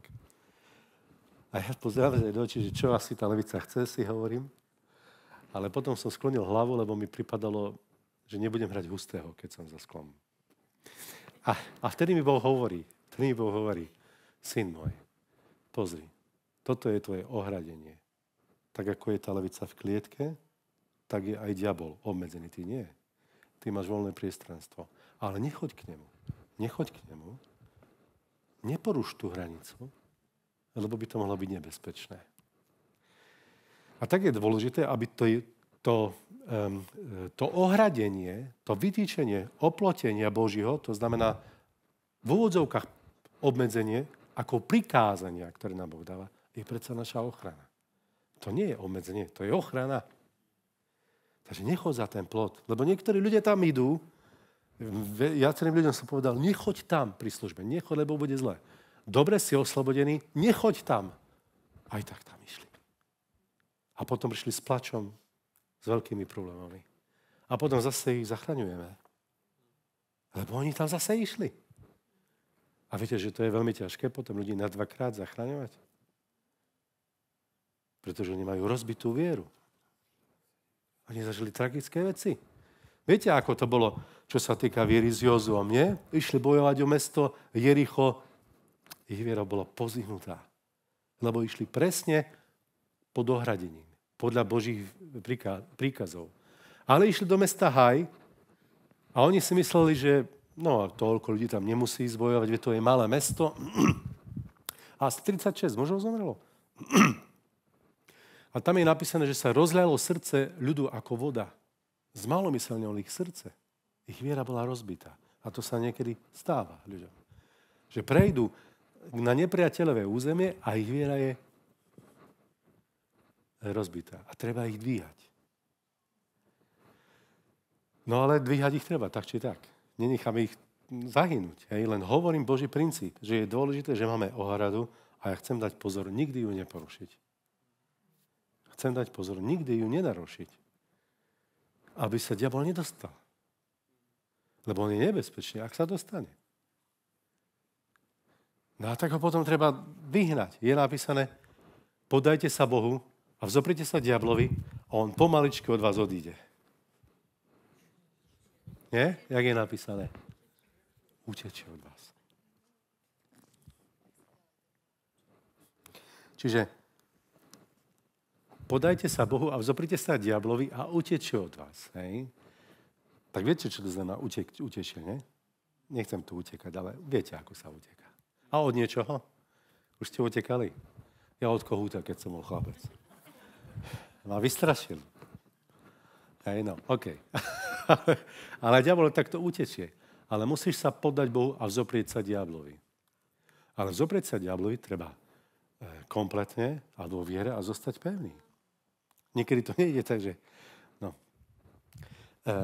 neviem, či ste počuli skúsenosť Jongiča, ktorý chodíte na kurzy, ja som ju párkrát spomínal, keď prvýkrát vyháňal démonov, hovoril. Ako pastor mal skúsenosť. Viete, kto to bol Jongičo? V Kórii, v Soule, tam bolo asi 1 000 000 ľudí v zbore. No a keď mali modlitebné stretnutie, prišla nejaká pani, ktorá mala demonické poviazanie a keď vydávala zvuky a mala také prejavy, všetci odišli, iba pastor zostala ona. On to hovoril, ja len ho sa snažím odcitovať alebo parafrázovať. Prišla a ho buchla do hrude. On otočil sa a povedal, v mene Ježiš vidí. A démoni, nevídeme. No tak ho začali naháňať po miestnosti. Otočil sa, v mene Ježiš vidí. Nevidíme. No a tak sa naháňali nejaký čas údajne. A potom hovorí k Bohu, Bože, pomôž mi nejak. Tak sa pomodlil, otočil sa, prikázal tým démonom a oni odišli. A potom ona hovorí, tá pani, pastor, ja som ich počula, ako sa rozprávali. A oni hovorili, to je taký začiatočník, toho zvládneme. Ale keď si sa nezdával, povedali, asi budeme musieť odísť. A tak to niekedy je. Ty mu povieš, odíď v mene Ježiš. On neodídem. Vážne neodídeš. Asi je nejaký problém. Čo teraz? Takže niekedy to je na ťažší, bo nie je to len tak. Ja som sa modlil za ľudí a démon hovorí, my sme vyháňali démonov a démon hovorí cez človeka, ja som len taký maličký, nechajte ma. Všetci sa začali smiať, lebo nás rozosmial. Ja hovorím, viete čo, nenechajme sa vťahnuť do tejto taktiky, nevysmievajte sa, stačí, a ideme ďalej. Takže on niekedy kladie odpor. Ale to neznamená, že nevíde, len ty potrebuješ byť dostatočne odhodlaný. Dostatočne odhodlaný. Samozrejme, že aj vyučený. Hej? Aby si vedel, čo máš robiť, lebo niekedy on tam je, môže tam byť kvôli niečomu. Takže pred rokmi, ďakujem Bohu, ktorý už si dávam pozor, ale pred rokmi sa mi stalo, že som sa v noci zobudil, Gabika bola pri mne, a ja som zrazu videl na vankúši, zrazu som ho videl v duchovnom svete, viete. Boh mi otvoril zrak. A videl sa na vankúši sedieť nejakého šikmookého pána z duchovného sveta. No, viete, čo ty myslím? Ako keby Číňan vyzeral, alebo tak nejakej. A mal v ruke misu a pil krv z tej misy. A ja hovorím, Pane, čo toto je? Tu u mňa na vankúši. Hovorím, v mene Ježiš, choď preč. Neodišiel. Pane, čo mám robiť? A Duch Svätý mi hovorí, prikáž mu, nech ti povie, prečo je tu. A ja mu hovorím, v mene Ježiš ti prikáž, povedz mi, prečo si tu. A on povedal, lebo si cez deň povedal toto, toto a toto. A ja som si povedal, nebolo to až také zlé. A potom hovorím, no hej, povedal som, nemal som to povedať. A Boh mi hovorí, tak musíš činiť pokánie. Odpusť, Pane. Už nechcem zlé veci rozprávať. Tak som prikázal v mene Ježiš, potom nech odíde a on odišiel. No lenže išlo o to, že ja som mal horúčku v nohách. Som cítil horúčku v nohách. A keď on odišiel, aj horúčka zmizla. Takže reálne to bol duch choroby, ktorý ma tam zviazal cez to, čo som povedal cez deň. Takže Boh dáva porozumenie aj vhľad. Aby sme mali múdrosť urobiť správne rozhodnutie v duchovnom boji. A aby sme mohli napraviť ohradenie. Aby nepriateľ odišiel, aby sa k nám nedostal. Takže Pán povedal, z každého 15. prázdneho slova ľudia budú skladať počuť súdny deň.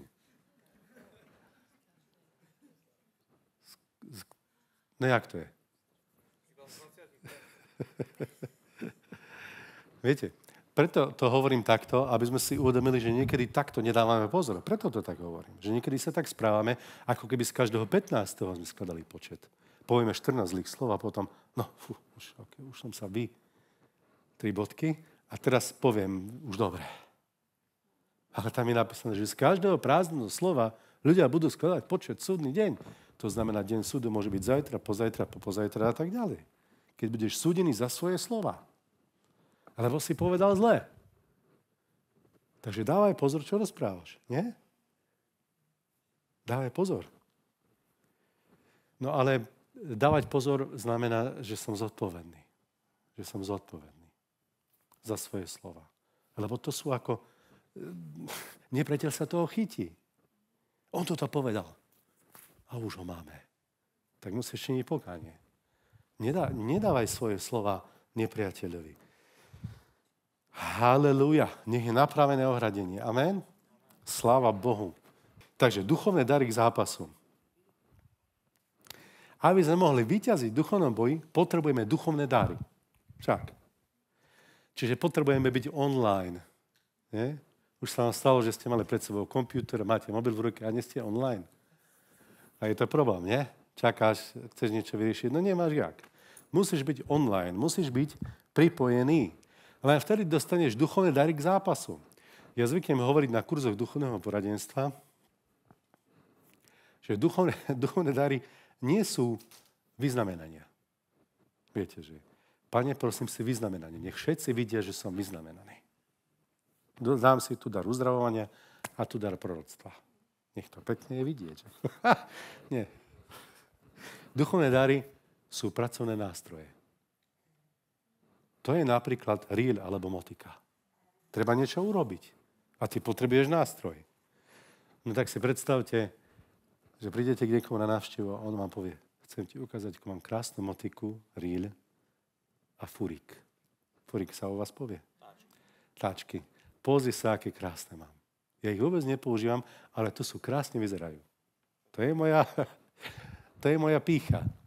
Tak môže byť na začiatku, ale potom ti možno povie niekto, možno manželka počuje, ale používaj to, lebo nám tu tráva rastie. Treba vyniesť smetie, hlinu, rob dačo s tými nástrojmi. A nemôžem, to sú len tak ako... Nech všetci vidia, že ich mám. To nie. To sú pracovné nástroje, aby som niekomu pomohol. Nie? Čiže moje srdce, ako hovorí 1. Korinťanom 14. kapitola 1. verš, že horlite za duchovné dary, kde je použité grécke slovo zelúte, čo znamená stravujúca túžba. To súvisí s potrebou, ktorú vidím. Ja keď vidím potrebu, že niekto potrebuje pomoc a veľmi sa má zlé, záleží mi na ňu, tak mi horí srdce a hovorím, Pane, daj mi ten nástroj, potrebujem mu pomôcť. Ja bez nástroja nepomôžem. Keď nemám motiku, ja nevykopem dieru. Potrebujem nástroj. No, ty dostaneš nástroj, vykopeš a je dobre. Povieš, Pane, vďaka ti. Sláva ti. Urobené. Tak veľmi potrebujeme duchovné dary, lebo to je duchovný boj. Na to nestačí intelektualita. Intelektualita je OK. To je dobré. Ale my potrebujeme duchovné dary. Dary pre ducha, ktoré použijem pri duchovnom boji svojim duchom. Pre môjho ducha. A môj duch použije duchovné dary. Samozrejme, že aj myseľ, aj telo pracujú. Ale môj duch potrebuje byť zabudený. Potrebuje byť aktívny. A potrebuje byť živý. A pripravený sa postarať. Takže potrebujeme duchovné dary k zápasu. Takže to, že som videl tých zlých duchov, alebo aj keď sa modlím za ľudí a keď vidím zlých duchov, viem ich rozoznať, alebo viem problémy, prečo, korene a tak ďalej, to sú duchovné dary. To sú pracovné nástroje. Duch Boží ukáže cez dar rozoznávania duchov, že aký tam je duch. No a to je pracovný nástroj. Zrazu my vidíme, že to je duch veštectva, že to je duch čarodeníctva, že to je duch smrti a tak ďalej. A my vtedy vieme pomôcť. Samozrejme, že potrebujeme zostať citliví na Pána v pokore a v rozumnosti však. V pokore a v rozumnosti. Čiže pamätám si pred rokmi, zvyknem hovoriť tú skúsenosť svoju, že som chodil po kuchyni, lebo mi bolo veľmi zlé. A som sa modlil a vyháňal som démonov, lebo mi tak bolo veľmi zlé. To už roky dozadu, možno 18 rokov. A hovorím, Pane, no tak mi je zle, že ja by som odpadol. A to nefunguje. Hovorím, Duchu Svätý, čo mám robiť? Viete, čo som dostal? Radu od Svätého Ducha. On mi povedal, napí sa vody. A ja som sa myslel, napí sa vody. Ja som sa napil vody a všetko hneď odišlo. Lebo som sa napil vody. A tak, aj toto bola pre mňa dôležitá lekcia. Hej, aby sme vedeli byť rozumní. Takže áno, vyháňal som ducha spánku už od ľudí. Ale tiež som mi povedal, nech sa vyspia. Že sa potrebujú vyspať. Samozrejme, že potrebujeme vedenie Svätého Ducha do tých všetkých oblastí. Ale to sú tie duchovné dary, ktoré potrebujeme. A Duch Svätý ich rozdeľuje ako chce. On jak chce. On chce podľa potreby, ktorú vidí. Nie? Čiže keď Ježiš slúžil Samaritánke, tak Ježiš nepovedal, Otec, chcem teraz tú Samaritánku z niečoho uzdraviť. Daj mi, prosím ťa, dar uzdravenia pre ňu. Nie. On jej slúžil ako prorok, slovom poznania. Povedal, mala si 5 mužov a ten, ktorý je, ktorého máš teraz, nie je tvoj muž. A to stačilo. Toto stačilo, aby ona uverila, bola dotknutá Takže Duch Svätý vidí potrebu, on pozná ten problém do hĺbky a vie nám poskytnúť ten nástroj na to, aby sme priniesli Božiu pomoc, aby sme ju sprostredkovali. Duchovné dary sú k zápasu. To znamená, že to je zápas. Hej? Takže neviem, aký šport máte radi. Hokej, futbal, tenis, šachy. Aký máte radi? Ani jeden. Nejaký máte radi, či nie? Keď sa na ne pozeráme, áno. Takže dajme tomu, že hokej, hej. No, a teraz nastúpi tým, hej, povedia si, dostali sme hokejky, výstroj, 2/3 budeme bojovať, tretiu už, hádam, sa ten super nejak položí. Musia bojovať do poslednej sekundy. Inak môžu prehrať. Tak je to aj s nami. Duchovné dary sú k zápasu, však. To znamená, že my sme povolaní do zápasu. My všetci zápasíme. Všetci sme v zápase. A v duchovnom zápase nemáme dovolenky.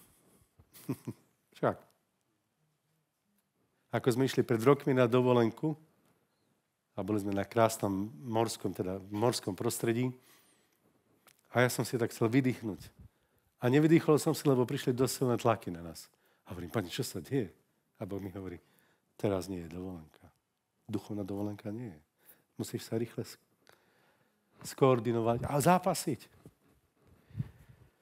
Lebo duchovné dary sú pre zápas. A tak pred rokom sme boli na služobnej ceste aj s pastorom Voloďom z Užhorodu. Boli sme na služobnej ceste v Japonsku. Možno niektorí ste zachytili, alebo viete o tom. Tam je 1% kresťanov. Inak je to krásna krajina. Tak veľa majú čo dať.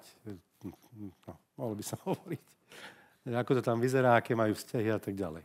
Ale chcem povedať, že keď som tam išiel, my sme sa tešili a modlili, ale išli sme na lietadlo z Budapešti do Varšavy a lietadlo meškalo asi 2,5 hodiny. Ale došli sme. Nasadli sme na lietadlo do Varšavy, teda vo Varšave, a mali sme ísť do Tokia. Ale sedeli sme tam 2,5 hodiny, lietadlo sa, už bolo večer 10 hodín, 10:30, lietadlo sa nehýbe, hovorím, čo sa deje? A hovorím, že by toto bol duchovný boj. My sme sa modlili, ale viac menej tak ako v takom pokoji. A zrazu nám hlasia, lietadlo nemôže odísť, má technické problémy, prosím, vystúpte si. Teraz všetci tí cestujúci museli hľadať iné riešenie, náhradné lety.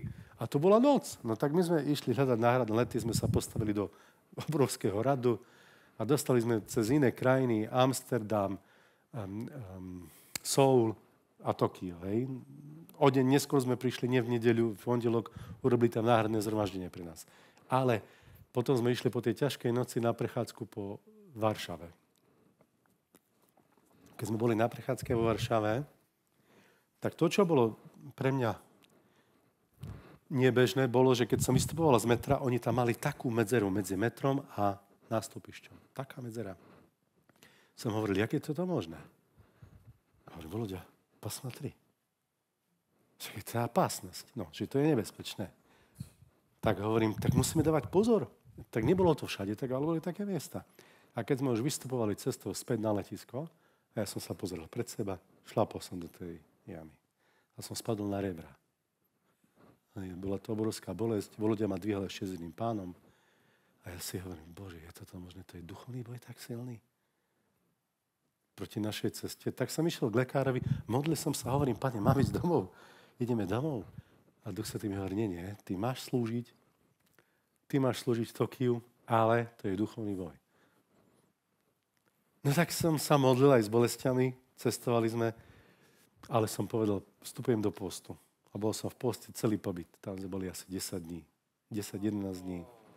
Nebolo to celodenný post, ale iba jedno jedlo denne som jedol. Raňajky som jedol. Inak som bol stále proste v poste.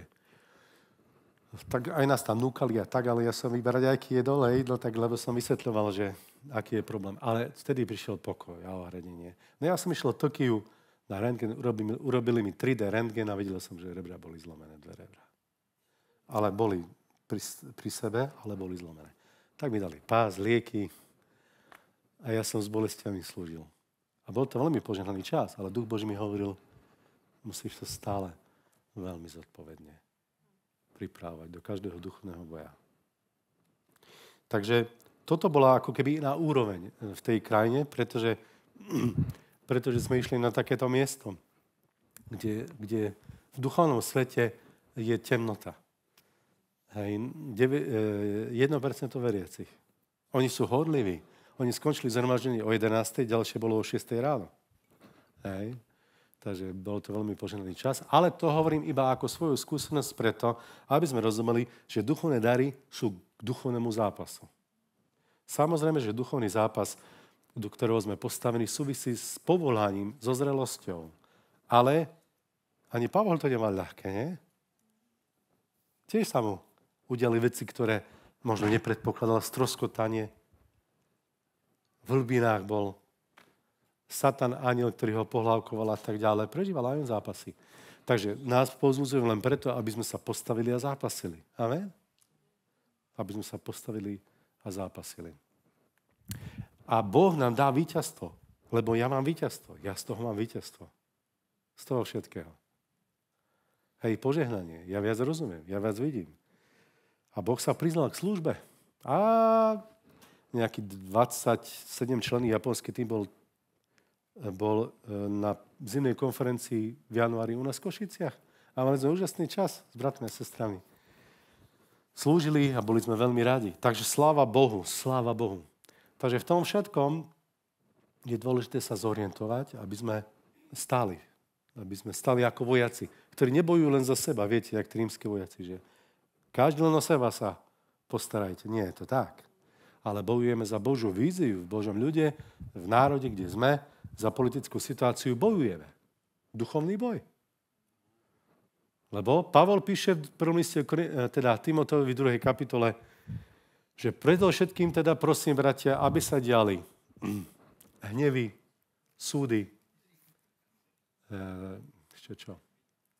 zlorečenia na vládu, lebo tak budete žiť pokojným a tichým životom. No, ja to niekedy tak vidím, hej, že, lebo vidíme nedostatky a ľudia sú nastavení, lenže my takto situáciu nezmeníme. Písmo hovorí, že predovšetkým teda bratia, napomínam, aby sa diali. Povedzte. Modlitby, príhovory, prosby a poďakovania. Za všetkých ľudí. Za všetkých ľudí a za tých, ktorí sú v moci postavení. Aby ste žili pokojným a tichým životom vo všetkej pobožnosti a počestnosti.